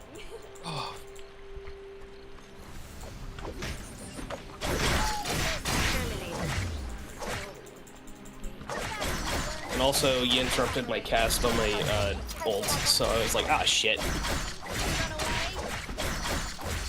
Right here. I guess this is all you have. Come on, focus.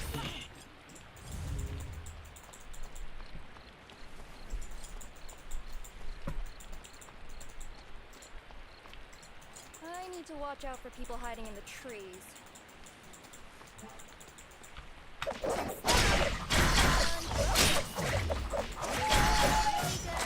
I feel a little uneasy.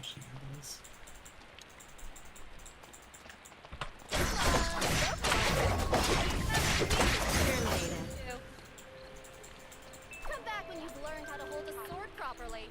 전설이 탄생하고 있습니다.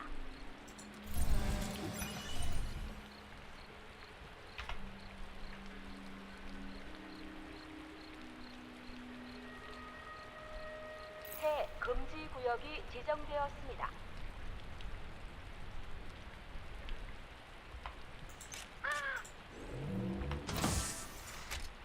Convenient doesn't always mean good. Wonder how my fellow trainees are doing. It's been a while. This might be on par with my sword.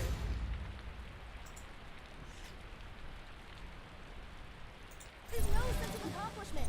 None at all.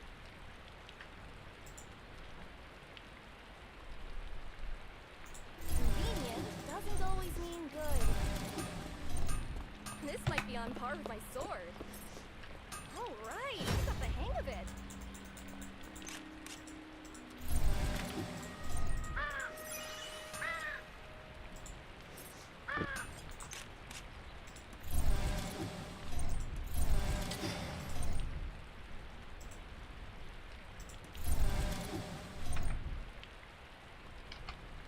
There's no sense of accomplishment. None at all. Maybe I should just open a fuck. weapon shop. Forget I said that. It's a deal. Well, it seems like a friend of mine wants to play, but I'll still, join. I'll keep an eye out for the, I'll keep an eye out for the that.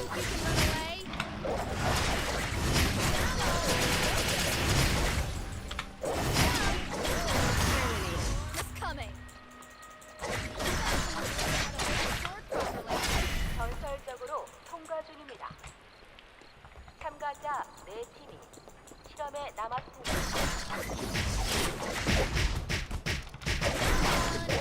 Terminated. Come back when you've learned how to hold a sword properly. Gee. 전설이 탄생하고 있습니다. 참가자 2팀이 실험에 남았습니다. I got fur in my mouth. Man, Hisui's voice does not match your character profile whatsoever.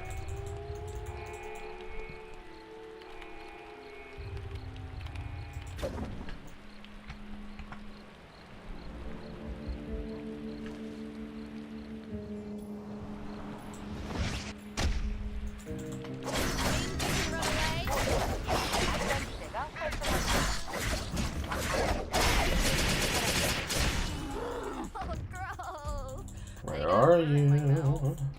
I saw you in this area. But where are you? Come out and die.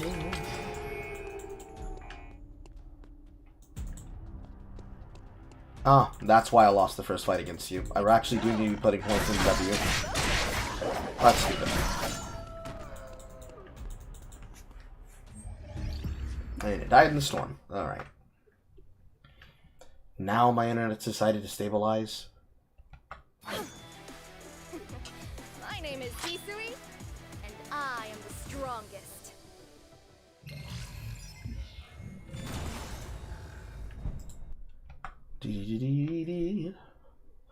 I swear I was trying to make a point. I feel like it got away from me.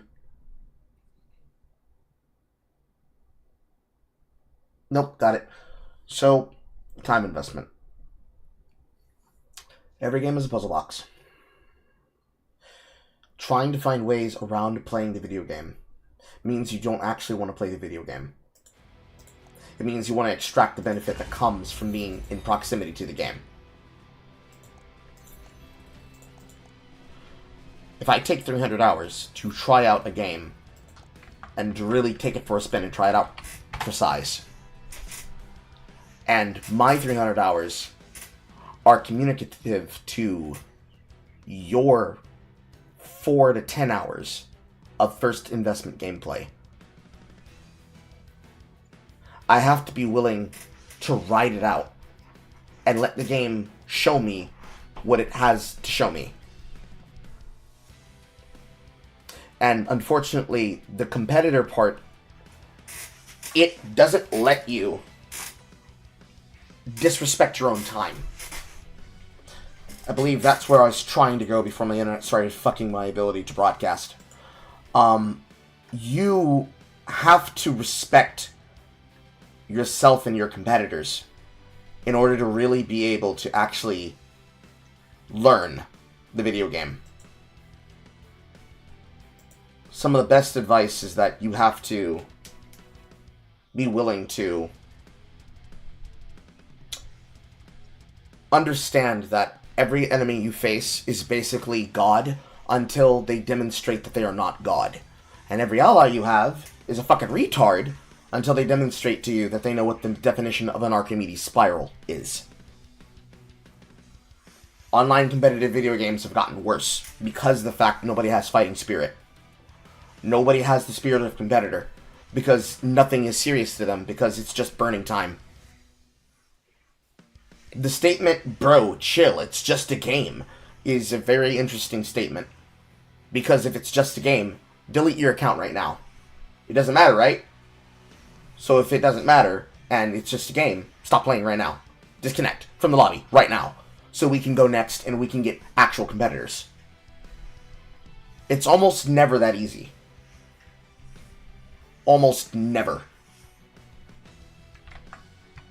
Waiting on you, Fancy. Oh.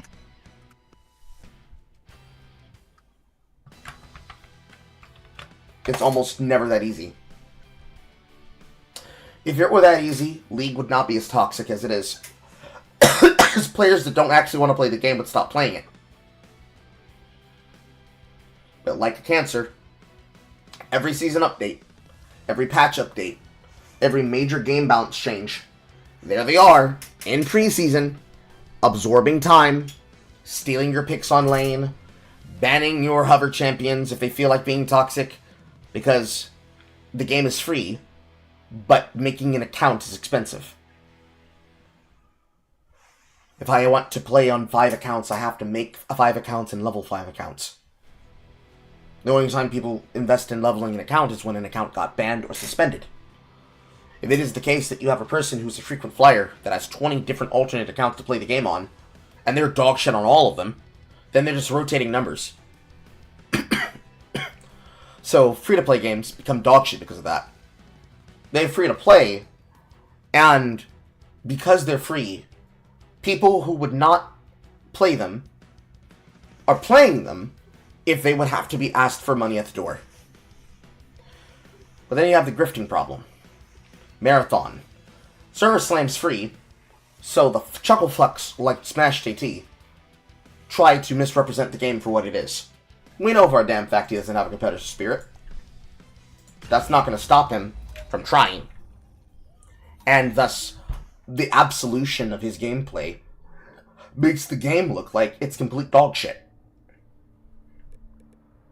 Despite the fact that it's cracked and fun. But you'd never know, because he makes it look like complete trash. Especially the way that he plays.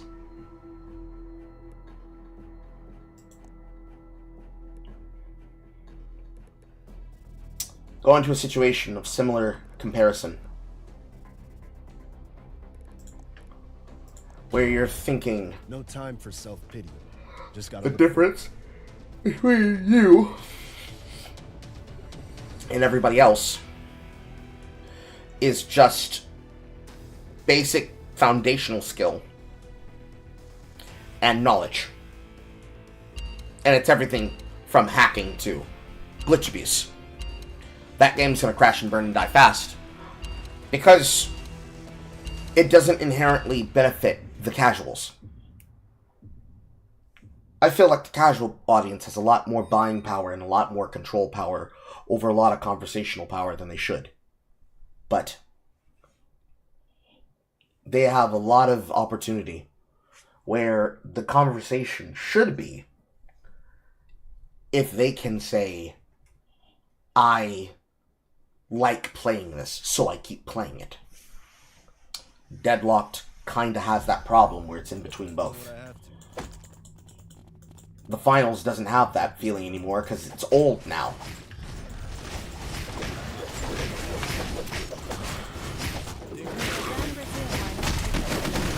Let there be glory to the pawns who reach the end of despair. No matter how you square that circle, you effectively have someone who's going to be responsible for ruining your fun. If you want to view it that way, ruining your fun. I choose to see it that way, because it's like Time Takers. I was so prepared to play Time Takers, and then the game wouldn't let me play it, because of how they decided to set up the playtest period. Radical Heights tried to be for the appeal of being free and also engaging, despite lolcows desperately trying to make it into something that it's not. The whole subversive nature kind of put it in its place. I don't think I'd give this up. And so in the in-between phase, you end up with this pseudo-narrative argument of the game is only fun because other people made it fun. If that were the case, then they would actually invest themselves into playing it for real, and they don't. Every single video game that's ever free to play that has some gimmick to it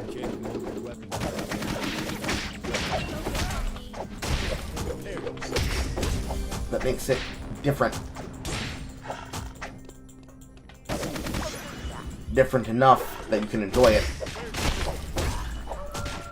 They never play it. The the way that they purport that people should. Because for them, it's just about the first initial clicks. Nothing else matters.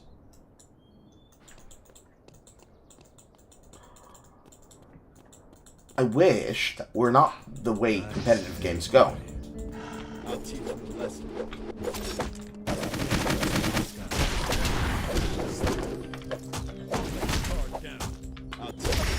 Because it is the case that that is just how the games go now.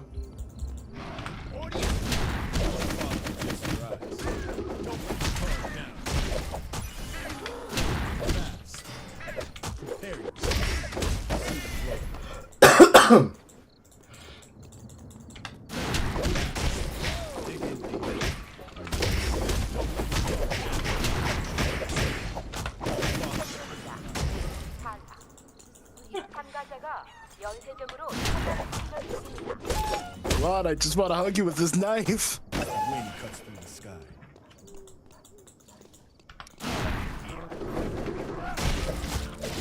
Meteorite is about to fall from the sky.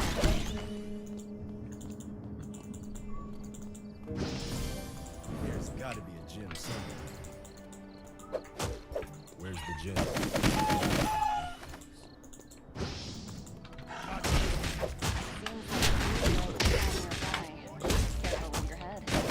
Just your eyes. I'll be gentle. Terminated. Hot. Why don't you sign up for a trial? 참가자가 연쇄적으로 Oh, damn it, we really just can't. Do you realize how much noise you were making? 루미아 서버를 지배하고 있습니다. Oh, man.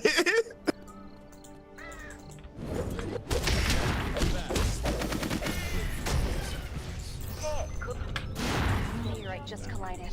Let's go. And you're fighting in the area of the meteorite that I want? Come on. There's a crashed meteorite. Let's check it out. As soon as I saw that, it was like, oh, reflex eye is near me, and such. It was just like, I will chase you to the ends of the earth. Meteorite has collided. The others must be trying to... Unfortunately, Blood Wolf was right behind me, just waiting for me to chase him to the end of the earth. You can't even hold your weapon correctly. Prepare yourself. Where's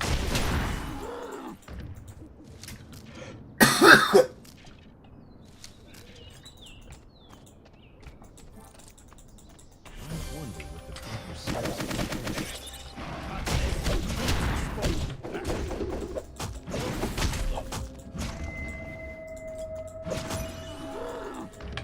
expose your back. Dig in deep. The rent here must be insane. Relax. Fast.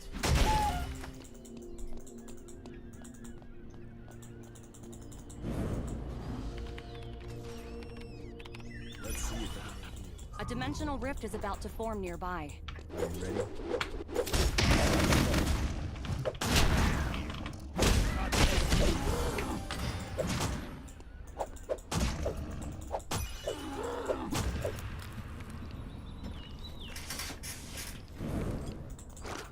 Alpha will appear shortly. Alpha squad.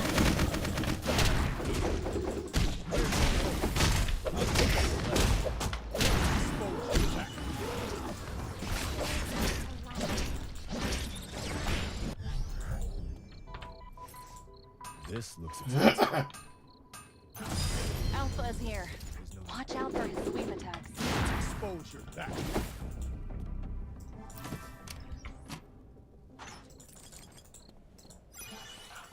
Grab the reward and head out.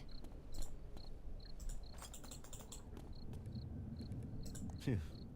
Thank God these machines are free. In a moment, the hyperloop will be deactivated, and the vertical launch device will be deactivated. Don't let your guard down. Fast.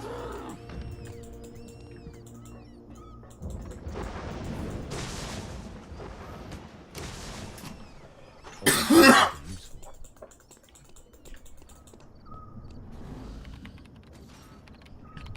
Let's see if anyone here wants to train with me. Nothing personal. Prepare yourself. Where's the 생산자가 루미아 섬을 지배하고 있습니다. dig in deep. You can now use the launch device. Are you ready to fly?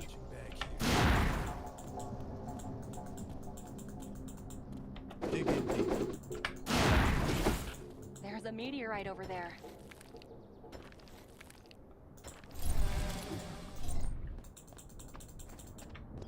So this is where fate led you. The best thing about making it yourself is that it's free. I won't waste such a thing.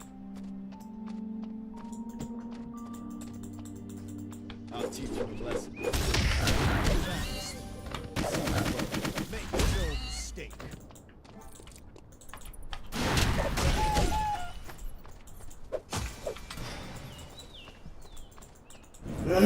Dig in deep. Don't take this.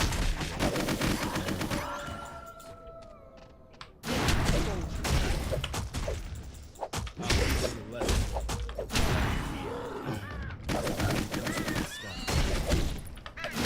Fast. Follow with just your eyes. It's disrespectful to make a scene here. Dig in deep. Don't let your guard down. This isn't a gym, right? I won't waste such a thing.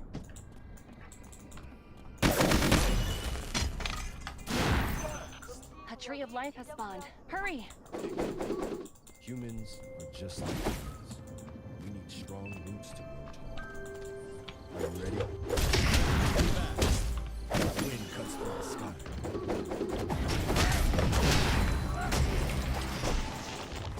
Are you ready? 생산자가 루미아 섬을 지배하고 있습니다. I don't think I fit in here. Fast. I'm grateful for your sacrifice.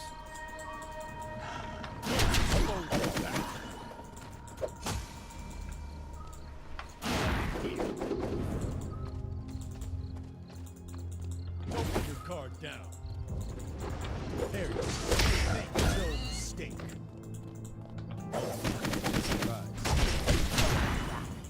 탄 전설적으로 통과 중입니다.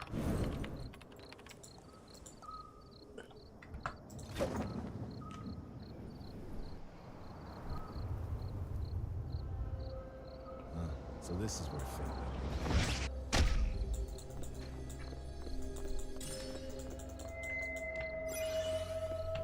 The more disciplined you keep yourself, the stronger your mind gets. Are you ready?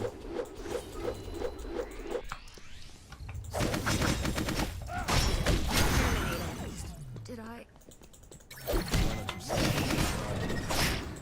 생존자 탄 전설적으로 통과 중입니다.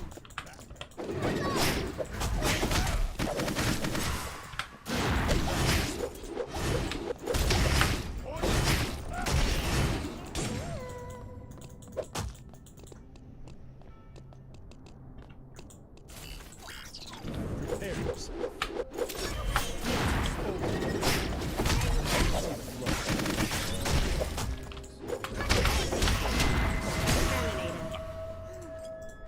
Why don't you sign up for a trial list? 전설이 탄생하고 있습니다.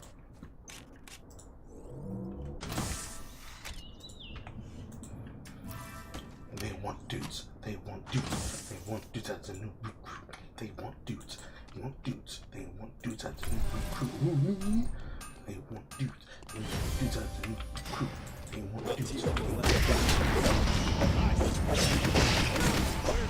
But I'm afraid of water. Why don't you sign up for a Especially the water that they like. It's mostly cum. I've been to the bars, my friend. It's a lot more than that. I wonder what the proper steps for prayer are. You can't ignore the weapon. You're too slow. I'll teach you a lesson. Terminator. Ignore defense passes the bar. Why don't you sign up for a trial? No. 전선이 탈퇴하고 있습니다.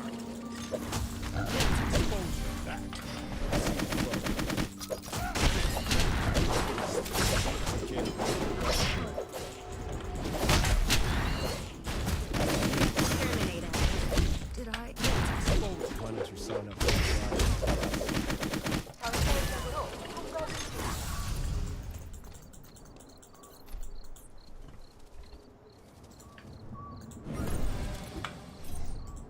I went off of the avatar look alone, and I thought that Blood Bowl was playing the aiding guy and such. I wasn't paying attention to that was Jackie. Eh. The meteorite has collided. Go, go, go. Place for a fight.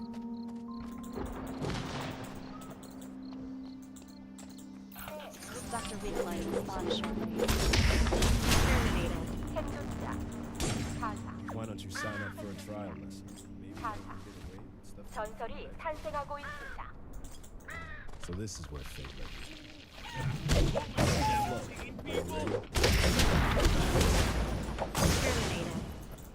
Why don't you sign up for a trial lesson?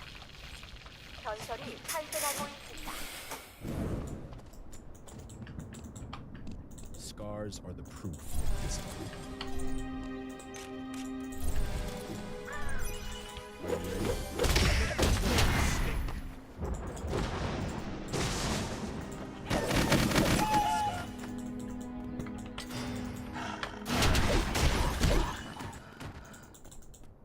Are you ready?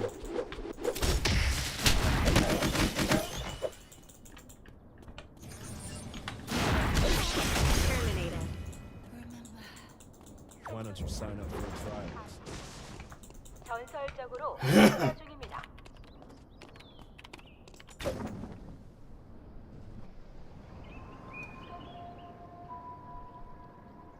So this is where fate led you. 새 금지 구역이 지정되었습니다. Swimming as a sport's been around since ancient times.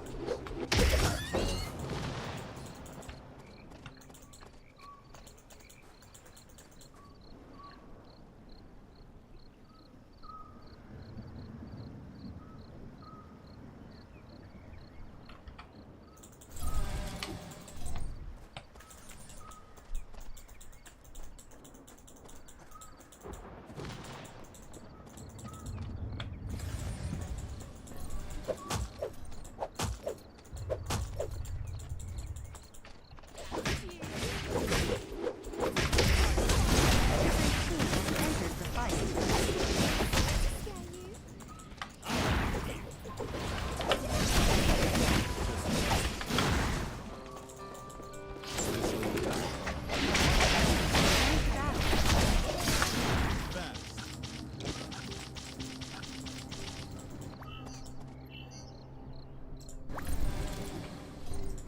Swimming as a sport's been around since ancient times.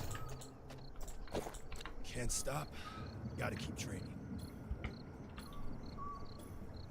잠시 후 임시 안전지대가 활성화됩니다.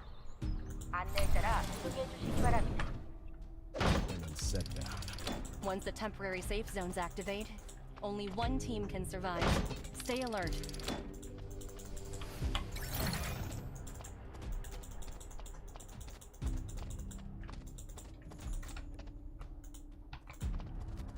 Are you ready?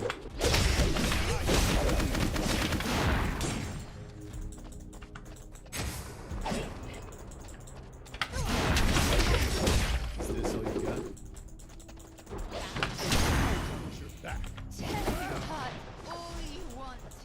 You jumped onto a guillotine. No movement for you! One of the rare situations where trap items actually are useful. Also, good use of C4.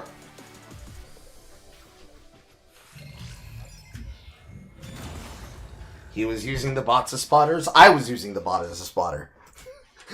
It really just came down to who fucked up worse. Fortunately, I did not have to blink, or did I? No, I did not. I have to blink. That was a good sleep siren. Holy shit.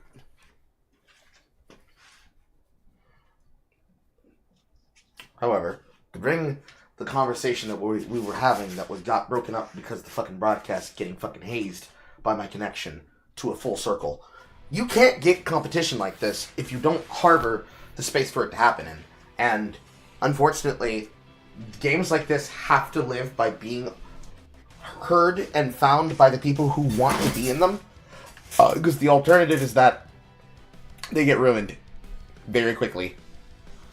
I'm so surprised that I did not get executed by tactical armor. Huh. I guess the overshield saved me. Anyways, you cannot be able to provide opportunities to create fostering competition like this without having somebody protecting the space.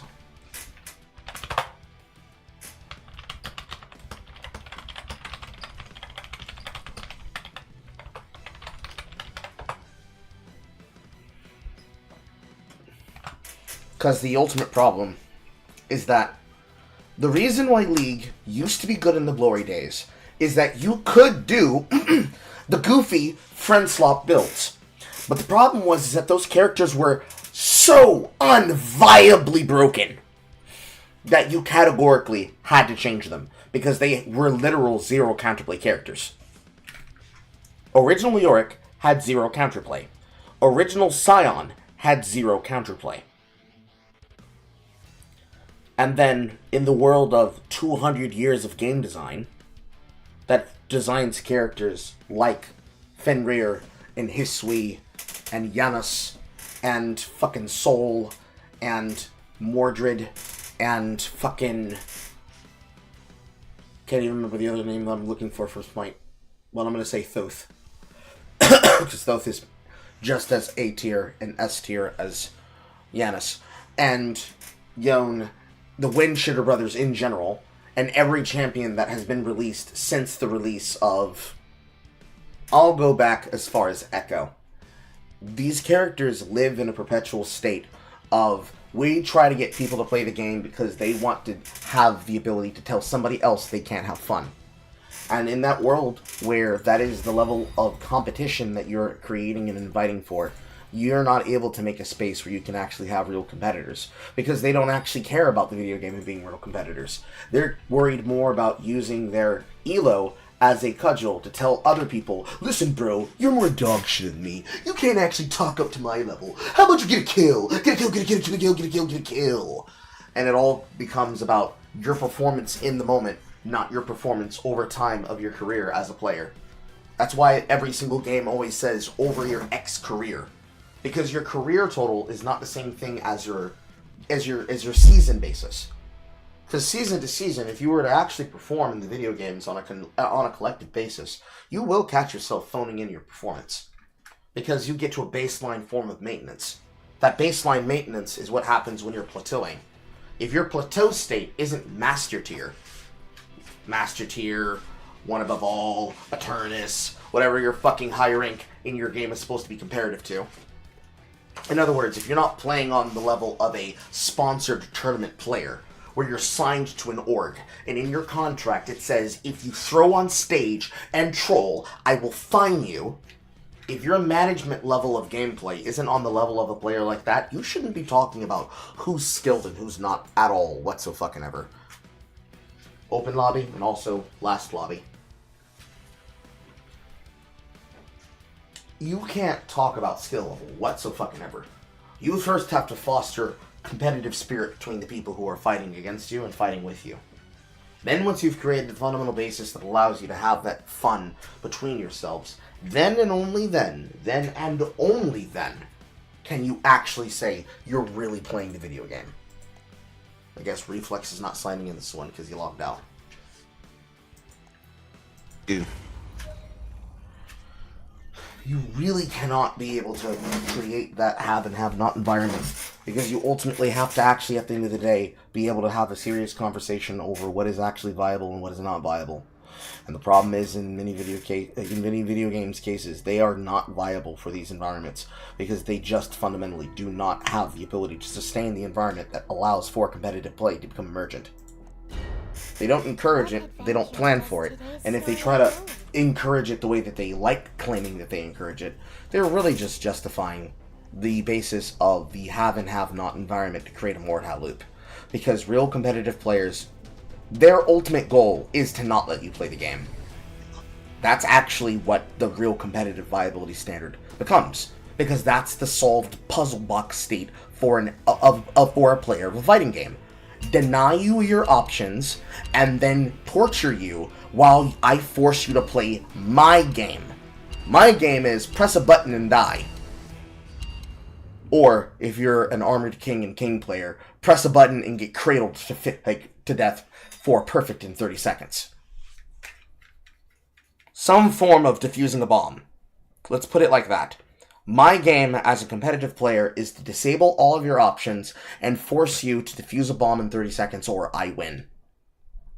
If that person doesn't have the ability to engage in all the parts of the video game that encourage them to learn that lesson, then when the dominatrix sits on your face and says, "Why do you suck so much dick? All you had to do was defuse the bomb," you're still sitting there like, "Bitch, I can't even bring myself to fucking try to figure out how the bomb works. You're gonna yell at me about how I'm performing, dude? Come on, it's just a game."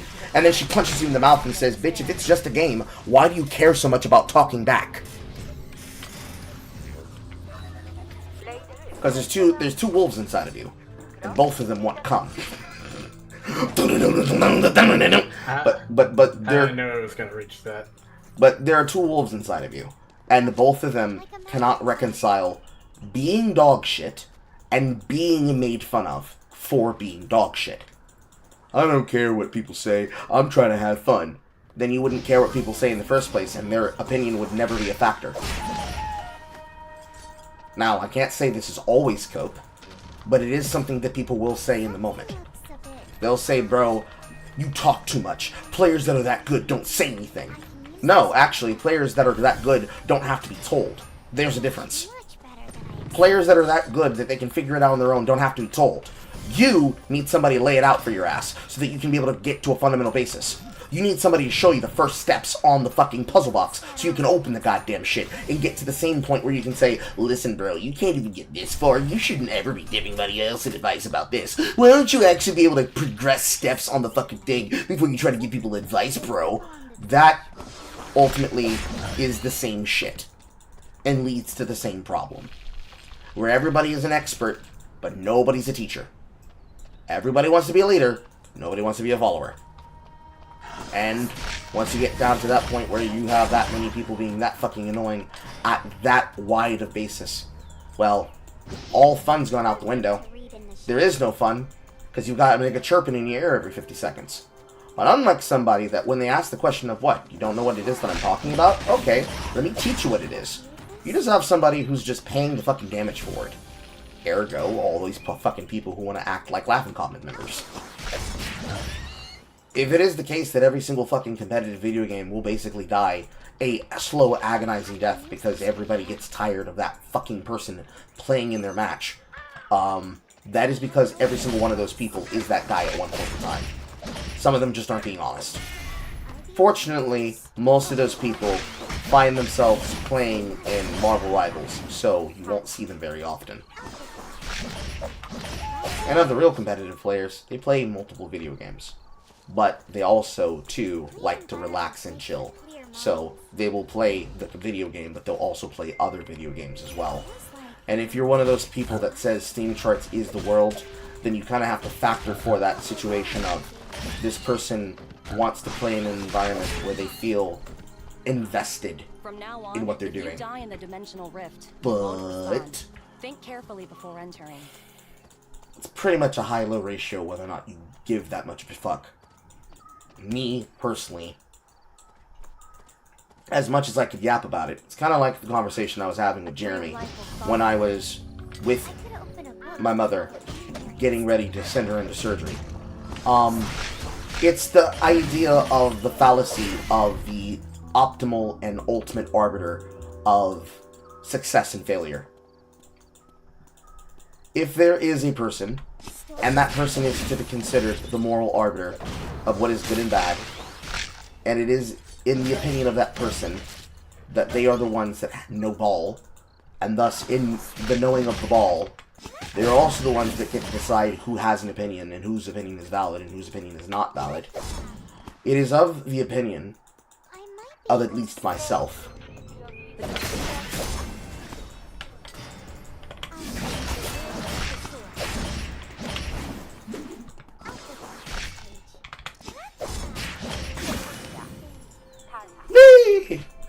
it is my opinion amongst those people that they are putting a lot of effort into something they don't get a repeat victory out of. And in all that effort that they put in just to manufacture being correct and right, they spend a lot more time agonizing over shit that is never a concern of anybody except a bunch of fucking people who specifically want to feel special.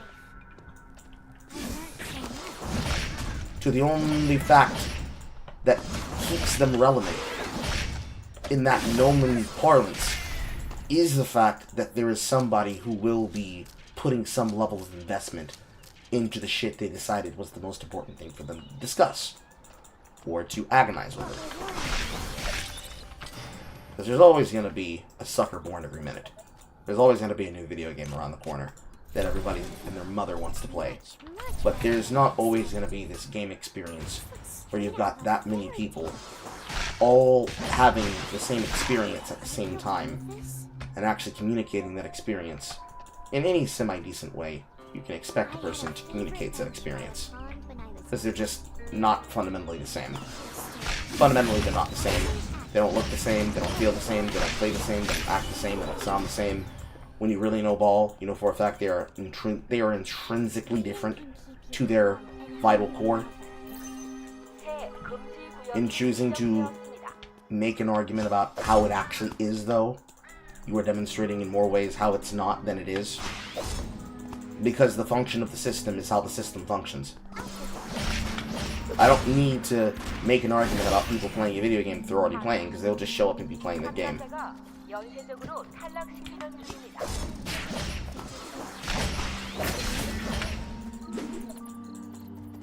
Yoinkers!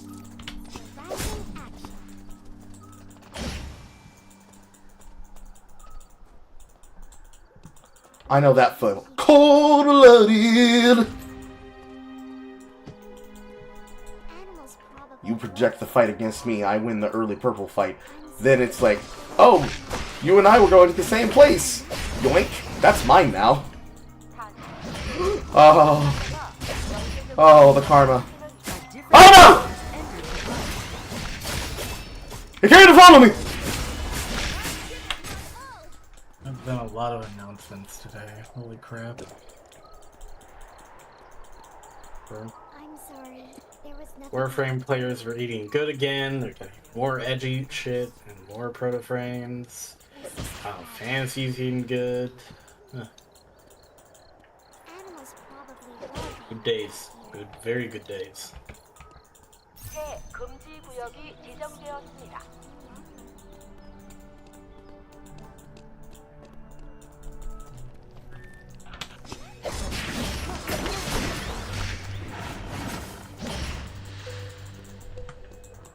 This is not Blood Wolf's game today. At least not this match. Alpha will be here soon. I'm just walking up on him like the fucking Let's check it out. Gross Sisters, being like, nigga, give me your food. give me your lunch money.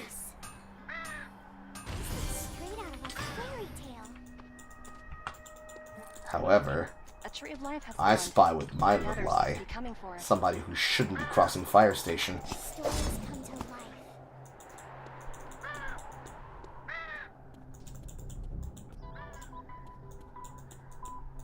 This is tragic.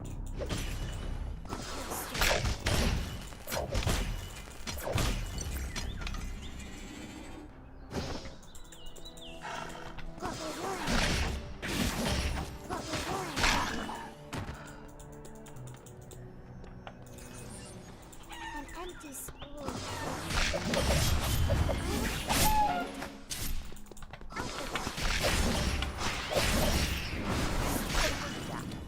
탈락. 참가자가 루미아 섬을 지배하고 있습니다. This is tragic. What we're doing, Omega close. Watch out. 탈락. 참가자가 루미아 섬을 지배하고 있습니다.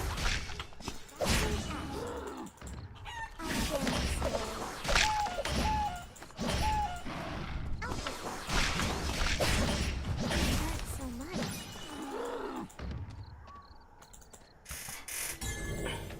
An empty school is sad. I decided to be your problem today. Whose problem? Never mind. 참가자가 루미아 섬을 I mean, how nice of you to give me an instant food delivery. I'm sorry. I'm very happy for a team.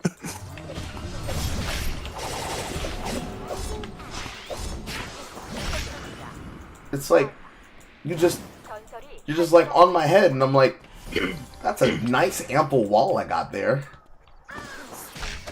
That's a nice ample bat I got there. Heart is heavy. That's a nice ample stun you're experiencing. The other thing about Marathon that came to my mind is that no easy way of saying it. There are people that are way too greedy. Like biblical levels of greed I'm talking.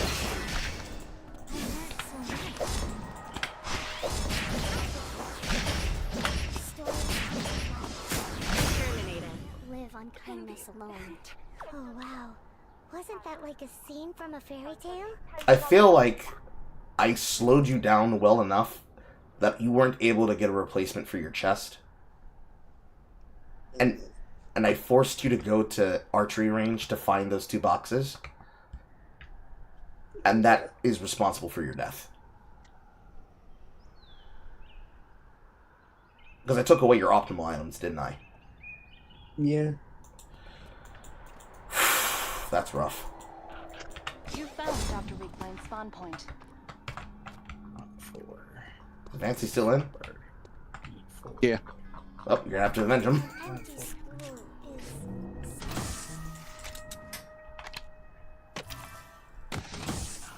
Cold-blooded.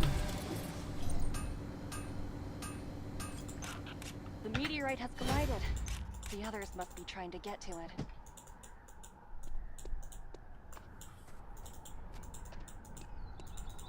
새 금지 구역이 지정되었습니다.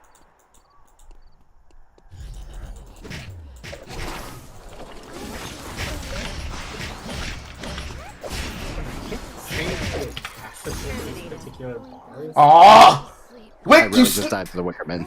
Yes! I was going to bat swing you into the wall! It was gonna be so fancy and cool! And then she's just like, 9! If this is a school, there should be a library. I hope I can repay you later. Ugh. Ugh. Ugh. Ugh. Is this place empty too? I feel like This this. is I feel like it's my dirtiest game yet. There was nothing just getting no satisfaction in such stories come to life. murder blood before it can even begin.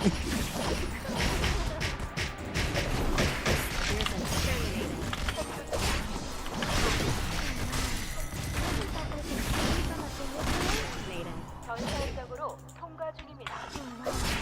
Isn't that like a scene from a fairy tale? 생존자. 전설이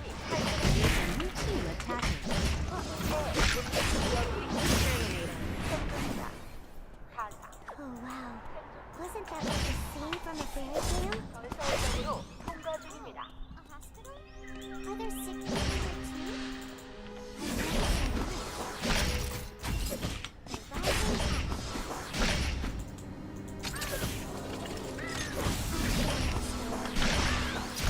rising tide.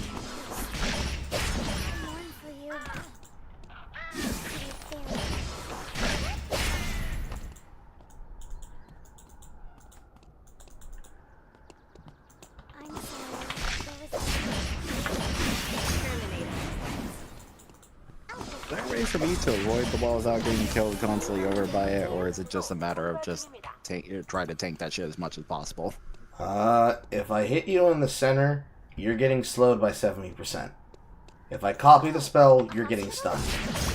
If you get hit with W, I'm going to blind you. If I copy W, you're taking a full blind for about 2 1/3 seconds. If I connect the Q with the E, you're going in the air. And I will also recover parts of my HP. Sounds extremely annoying. And if I copy Don Quixote, I can just dash after you. The part that makes it suck is that the Q has range.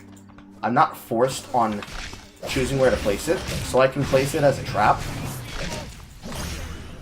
And even if I miss with QE,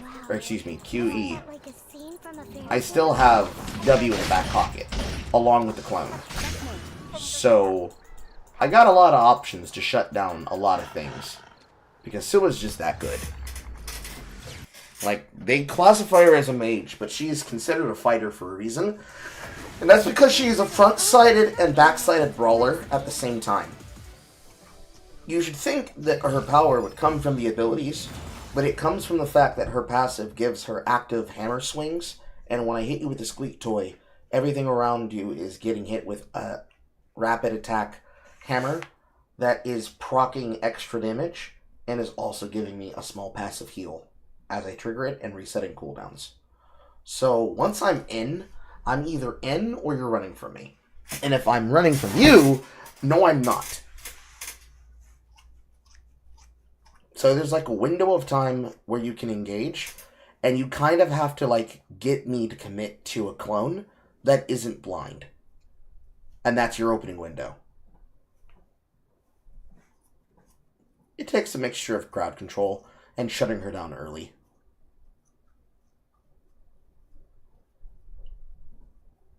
Like, when Blood Wolf came for me, I was very scared.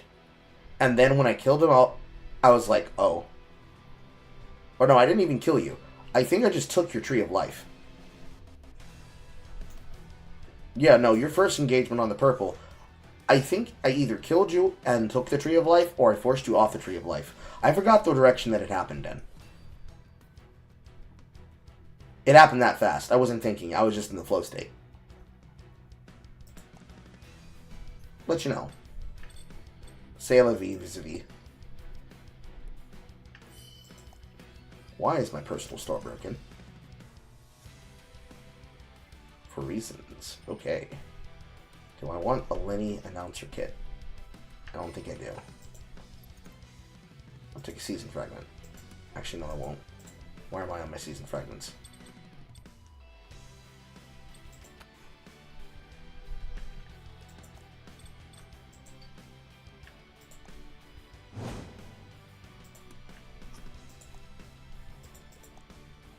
Questioning whether it's a good idea to try to stick with that damage build on dial-in, or if I should just go back to, or if I should just go to that health build instead.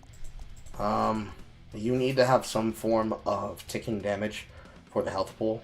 So her Smoldering Fist and any variation that has Smoldering Fist is always going to be good for her for a weapon. And then having one shield item combined with a form of whiffable crowd control can be very important. I'm pretty sure in her kit she doesn't do enough damage to justify a certain number of build choices.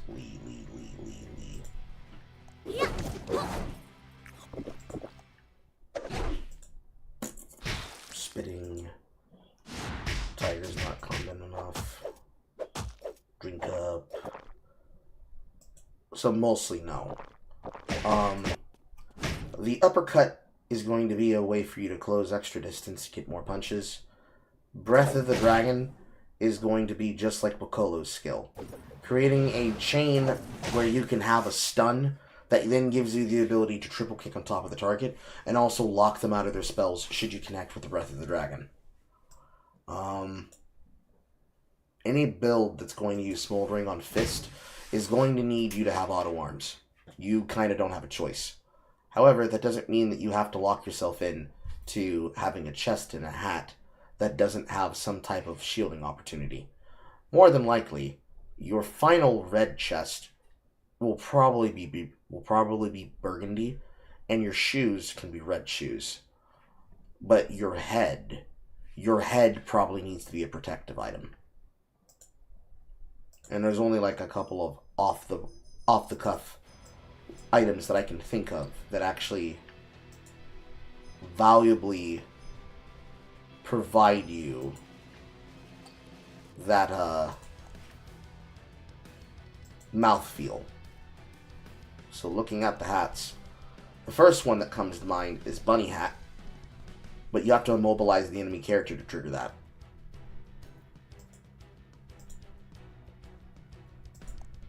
In chests, does the slow from her what you call it? I'm forgetting which one it was again.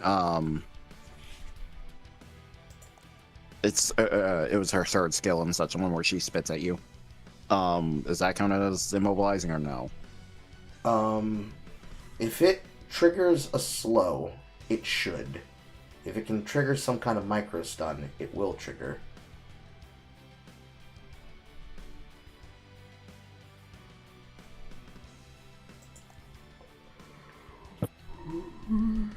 Because looking at all of her choices, with the exception of Sultan Adorned, which acts as your 5% of the enemy's current HP damage wield, where auto arms is just going to probably be better for you unless you can find a way to access that on a different slot. It should. Or which one? So if you were to go with the Tree of Life item with Sultan Adorned, you would have something that's pretty much to the breakneck between auto arms and that, because this is going to give you damage, attack speed, and move speed, and this is going to give you the ability to chip the enemy's health for 5% of their current HP value, alongside the Smoldering Fist for her fist build. You need some type of consistent punch burn in order to force the enemy's HP pool, so that they cannot wager their HP pool as a stagger tool to hold combat out. It forces them to have to pick between being aggressive and not aggressive. So amongst those choices, you've got Imperial Silk Gloves, Mark of the Phoenix, which I don't imagine you'd ever not take Mark of the Phoenix, Lich's Grasp, and Burdened Magnetic Midnight. You're more than likely just going to be punching people, so you don't need to worry about the ability power skill amp. You're not playing for the Lich's Grasp to slow them, because you're going to get on top of them with triple kick anyways. And you don't need to worry about Magnetic Midnight, because that's to slow the target. And you don't need to slow them with your punches, you need your punches to burn. So that pure 60 attack power and 30 attack speed, it's going to be the break difference on the 78 attack power and 20 attack speed and 2% movement speed on the Imperial Silk Gloves. But then when you compare that on the arm accessory as a Tree of Life item, you're still getting that 2% move speed on the Sultan's Adorned, where in the slot on the arms with auto arms, you're just getting attack power and defense and tenacity, because you need to be able to resist something. Maybe in that point you then make the breakaway where tenacity is going to be across some of your key components. In general, there's only really two choices. It is getting Steel Knee Pads as a purple and Maverick Runner as a purple, or it is getting Boots of Hermes as a gold or Auto Arms as a gold, because you want the tenacity, and the extra defense and HP will give you just a little bit enough of an edge that you can live longer. But when we're talking about making strength for your arm accessory, your only option in that case is to take Sultans, because you'll not get the full power of having those extra points of attack, and you'll lose out on the defense, but you will get it back in your boots. And also, the quiver will make it so that if you can find a tool that will actually help you, you can get away with using it. Because the problem is that in the arm slot, you will lose access to SSM, because that's also a force core item.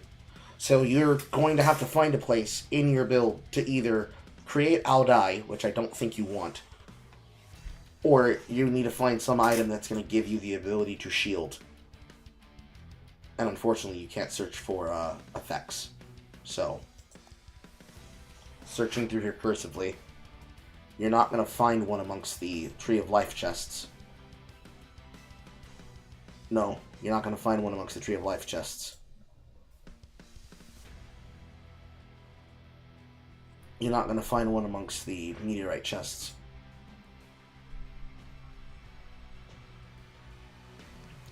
You're not going to find one amongst the meteorite chests.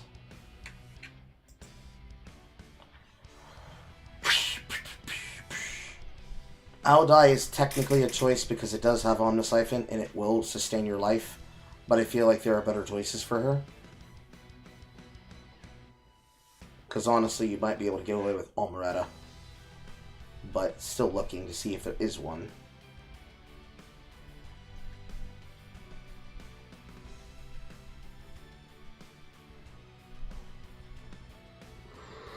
It appears to be the case, no. There is no passive item that's going to give you actual access to, shielding without giving access to, something. Not amongst the chests. How about amongst the heads? Because I know on the Bikini will give you a shield. So, ow, chest. So, not amongst the Tree of Life heads.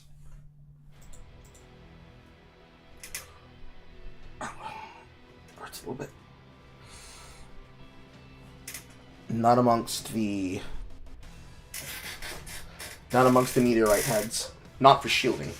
One choice would be Captain, which will give you an access to Crushing Blow, which is going to enhance the basic attack and give you 20 plus 10% of additional HP with the addition of character level multiplied by 3 skill damage, and then healing you for 40 plus 14% of your additional HP pool, which is going to incentivize you to build additional HP.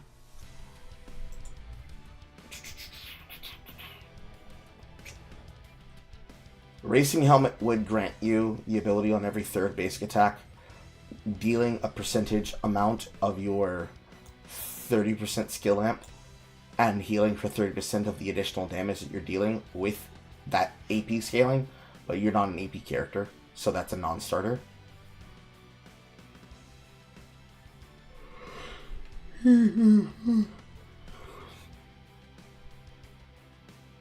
So there's none in the meteorite heads. We already talked about Bunny Hat, and Bunny Hat is just pure defense. I don't know how this game feels about immobilizations. You'll have to test it inside of practice, seeing if Bunny Hat triggers with any of her basic abilities outside of her ultimate. Yeah, I was just about to do that once I got enough to save this loadout. Mm-hmm. And then amongst the heads, Viking Helmet offers you access to Crushing Blow in the reds. Omnisiphon is 8% on Ice Shield. You don't get anything of value for Blood Crown. And Extended Fury is just incentivizing critical chance. You're slot locked on Arm Accessory. Nothing goes such a line for the boost. No, nothing of such design in the boots.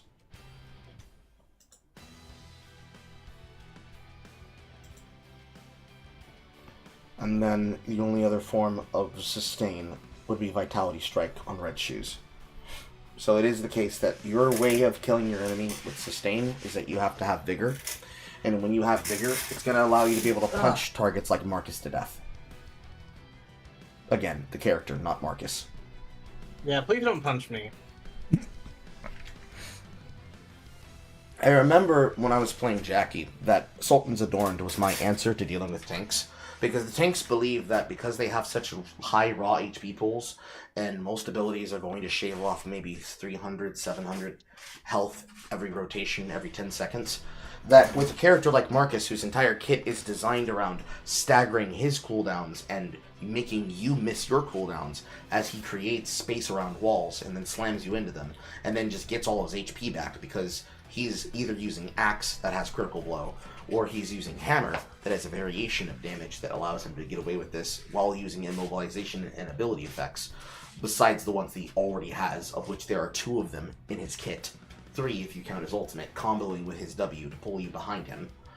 In his kit, he can be able to use Bunny Hat freely and easy. In fact, he can use Ghost Bride's chest, which creates an area of effect on the ground that's going to cause dot damage.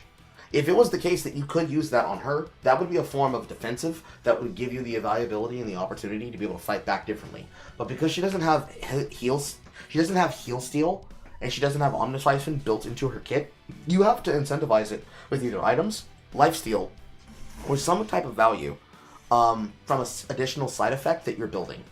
So your best choice, just for viability's sake, is probably Captain's Hat. Because you can't take arm, so critical blow from Smash trophies out of the mix. Mainly because you're going to be committed to that slot being your lifeline for how you cheese people down. Because since most of your damage is going to be front-loaded through triple kick and just punching them frequently, it's not that big of a deal, but it will be a deal. As you know, that's the break-even point. I mean, you still got like X amount of hours before it all starts mattering, though, so now would be the time to go in the laboratory and cook up some shit that I can't expect. Oh. Yeah, might as well start trying it. Like, I was just gonna stay in here for a little bit longer anyways, just or just clean up like the radio wheel inputs that I didn't like, or find something that can work a little bit better.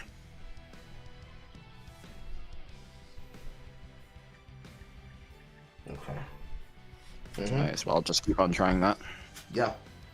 Because, like, I didn't want there to be, like, an open friendlies on Saturday where you have to give away your strats. Because technically, you could say showing up to the event is basically giving away the characters that you're going to be learning. But you still get that, you still get the final surprise factor. Day of knockouts, so that you can see what works and what doesn't in private in your own laboratory testing. And that will encourage you to figure out those counters to those pesky characters that you just can't seem to crack, or particular skills from particular opponents that you expect in the tournament that you'll have to figure out a way around. I'm basically writing a little bit of my own fucking Yu-Gi-Oh tournament here. Yu-Gi-Oh by the standard of the anime, not the actual fucking trading card game. God forbid. No, we're not going. It's like a fusion of Battle City and Duelist Kingdom.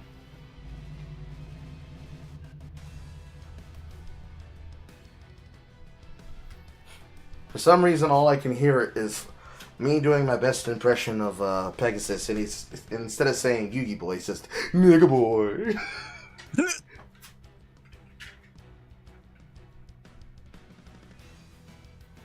And in my own head, I thought to myself, you know, Carl, there are some words that shouldn't be uttered in that intonance. Because that one sounds like you're having fun saying it. It does not grant me joy. I just feel bad. I'm still not sure on a chess piece to get, like, or to finish this off. But it really depends. You'll probably want something with attack speed. But you need something with attack damage and attack speed. Something that is going to make it so that when people fight you, they don't want to keep fighting you. So, survivability's sake... Oh, our healer died at the last thing. Yeah, so survivability's sake would be Aodai. Damage sake, playing on the edge of your opportunity would be Omeretta, because you do have a interrupt everything they're doing button to take advantage of the extra attack power that that's going to grant you. And assuming that you have some form of lifesteal, because boots are pretty much open, there is the option to use a certain... You could use Mirage Lace Ups as like a bridge. Use the lifesteal on those to keep you alive and in the game long enough. that you don't have to rely on the other shit, and you can at least be able to play with it. But it's a choice of whether or not you value tenacity in these situations. Tenacity could be the lifesaver and the game saver that keeps you in the matchmaking. But, it's basically a question of how much you value tenacity. If you don't value tenacity, then you can take whatever the fuck you want for boots, and you're pretty much balls to the wall. At least until red shoes. If you do value tenacity, then you're picking Boots of Hermes, and you're gonna pop the 4 score until you can transition into red shoes. Like, red shoes would be your first buy. That's the whole goal there. You need a form of sustain. And if your character doesn't naturally have it, you're gonna have to find a way to get it. Or you're gonna need to become really good at bushwhacking people. Like, really good at bushwhacking people. I guess the way I'm thinking about it is that I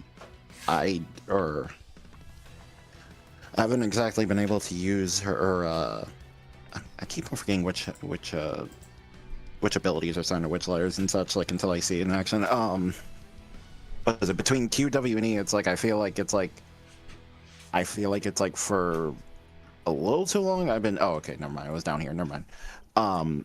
For a little bit too long, I was like trying to follow some of the stuff that was mainly mentioning to like level up W and such, but I use like Q more than anything else and such. I'm starting to feel like I should just focus on that, like for most of my levels ups and such, just so I could like engage on people. Pretty much. You open up with 2 out of 3 kicks. That's the difference maker. You use 2 kicks to close distance. You use the 3rd kick to guesstimate direction. If you commit to triple kick out of the door, you're trying to chase somebody to close distance. And then you're using that to get in range with Q.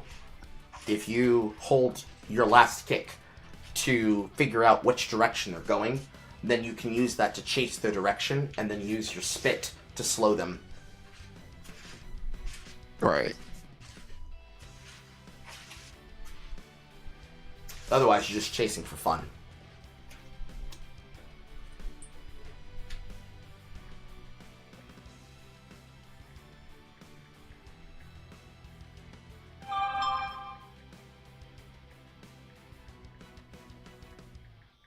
I think I'd want to pick Aodai, but at the same time, I don't know how I feel about having to deal with like trying to build up like 2 4 scores every time and such with like well, I could probably choose, well, like as you said, I could probably choose something different from Boots of Hermes and such, but like I'm also considering like tenacity and such, because it's like I don't want to like I want to use Q to chase you down and such. I don't want to have to use it to try to get out of the way of like getting into like a bad CC effect. Well, there are 3 ways to use Q. You can use it for damage, you can use it for distance cover, or you can use it as an in-fight combination to dodge damage. Because if you Q correctly, if somebody's trying to go for a skill that's a skill shot, you're just going to Q to the other side of them. So you're staying on top of them in the first place anyways. It's very similar to John. John wants to dash and then kick you into the wall. And in kicking you into the wall, he then kicks you in the face again with a knee strike. You are using your Q to avoid circle damage, and then you are using it to stay on top of people. And in any situation where they try to blink away from you, that's when you press the go button and you sit on their head with R. So it really depends on how you want to value this. If you value tenacity and you think that you can go without vigor, then you still take auto arms, and it's not a question, and you can continue building as normal. Because then you get lifesteal from the boots, and you don't have to worry about sustain anymore. And then you can get I'm a Siphon from anywhere else, and you still don't have to worry about sustain anymore. And then you only have to level up to red shoes as a stamp, because then Aodai's Omnisiphon will consider even more on top of the extra healing you'll have. But you'll still have the problem of what happens when you don't have Overshield. Because a lot of the trades that you lose, particularly, is that you're at max HP, but you don't have overcapping HP. And the characters that I play either benefit from healing and then getting that extra health as Overshield, or shielding and protecting their maximum HP while regenerating the HP at the same time. Since Dai Li is a gas pedal character, she's not exactly designed to headbang, but she is designed to chunk, and she's designed to really pin people down for her team. But there is no team in Lone Wolf, so you have to figure out how you want to pressure the enemy. And it becomes a little bit of both meaty footies and mind games. So you have to decide what's more important. If you decide that the auto arm choice is more important, then you need to find attack speed in a different situation while still giving yourself opportunity access to a form of healing that will keep you alive so that the next three punches and a kick will keep you in the game. Otherwise, you're going to get wiped in 3 seconds. More often than not. Because the one thing that I haven't been noticing, except from like a couple of people, is right clickers. I got a tool in mind for which right clicker I would like to use, but I haven't quite gotten a handle on him yet. So I haven't been debuting many of them. But of those ones, if I had to choose, the problem is that it's not going to be a tournament where we're only playing melee characters. So whatever happens in Knockout is going to decide the tempo of what goes into Grand Finals. So whatever answer you come up with, I would suggest you come up with that answer and you commit. It's not like you're going to lose a lot. If you get knocked out, you get knocked out. But if you want to stay not knocked out and knock someone else out, these are the decisions you're going to have to make. And you're going to have to think of them on the fly. You've faced enough characters that you should understand how their damage time to kill windows function. So then you just make the decision yourself. And whatever decision you come to, that is going to be what you have to commit for. Because that's going to be the difference between life and death. I need to pee. I'll be right back.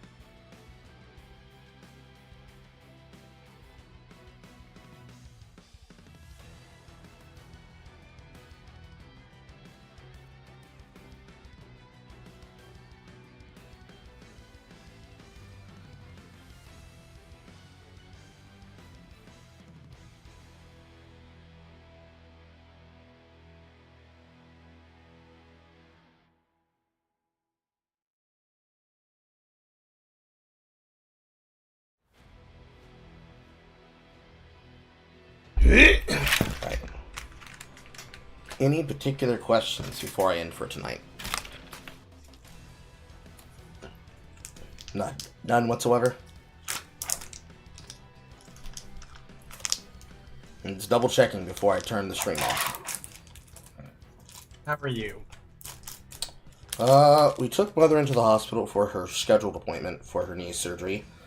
She just came out of surgery, but she's not in recovery yet. They're going to be keeping her overnight for 2 days, which means I'm not getting paid for tomorrow or Sunday. But in the grand cosmic of things, it's whatever.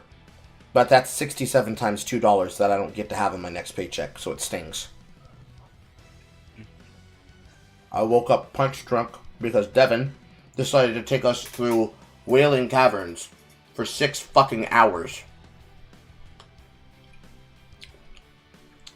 We wiped 4 times.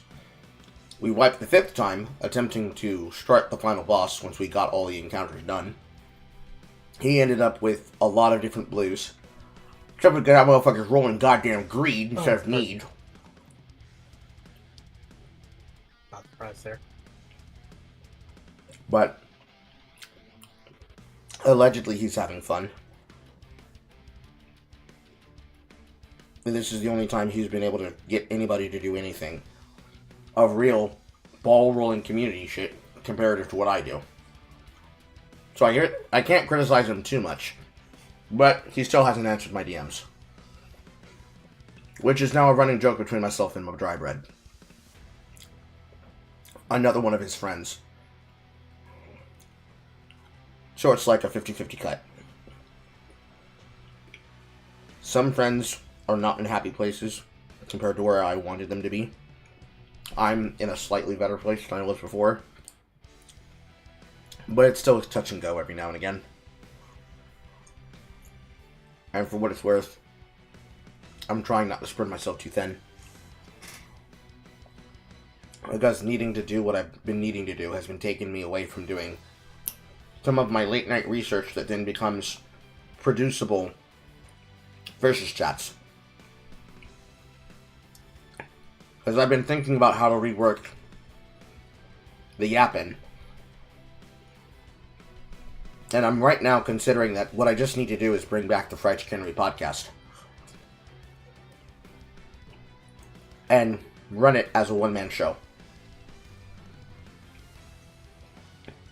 Because I neither need nor have a necessary requirement where I need to have it as a two-man co-host. I can run it as a one-man operation. And by running it as a one-man operation, it'll make me more agile in news stories. Because ultimately, I just don't like the name Yappin'. I was the one that decided it. Only as, like, I need to come up with something that is not the other things I do. And with Fried Chicanery being on hiatus,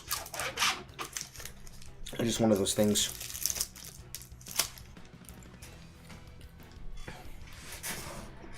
I still need to work around some RMT shit to get my connections up. Making sure it's on every available platform so that it can reach as many people as possible. But it's nowhere near the level of, say, something like Financial Audit with Caleb Hammer. Because he has employees and I'm just by myself. But the Riddle Negro that could will figure out a way to make this work. Alright. And then I need to set aside time so I can play Dead by Daylight with Jay Longbone. Oh, that's gonna be so fun. I don't know what's gonna happen with that, man. I told her about how people behave in that game and how they play that game. And I don't want her to crash out and be disappointed by the video game she wants to play. Being all these levels of difficult. But I can't tell her no. Because I already agreed. And I wouldn't stop myself from playing it just because of that. I'm just worried for how she's going to react. Because these motherfuckers are annoying. But it is what it is, I guess. Alas. Alas.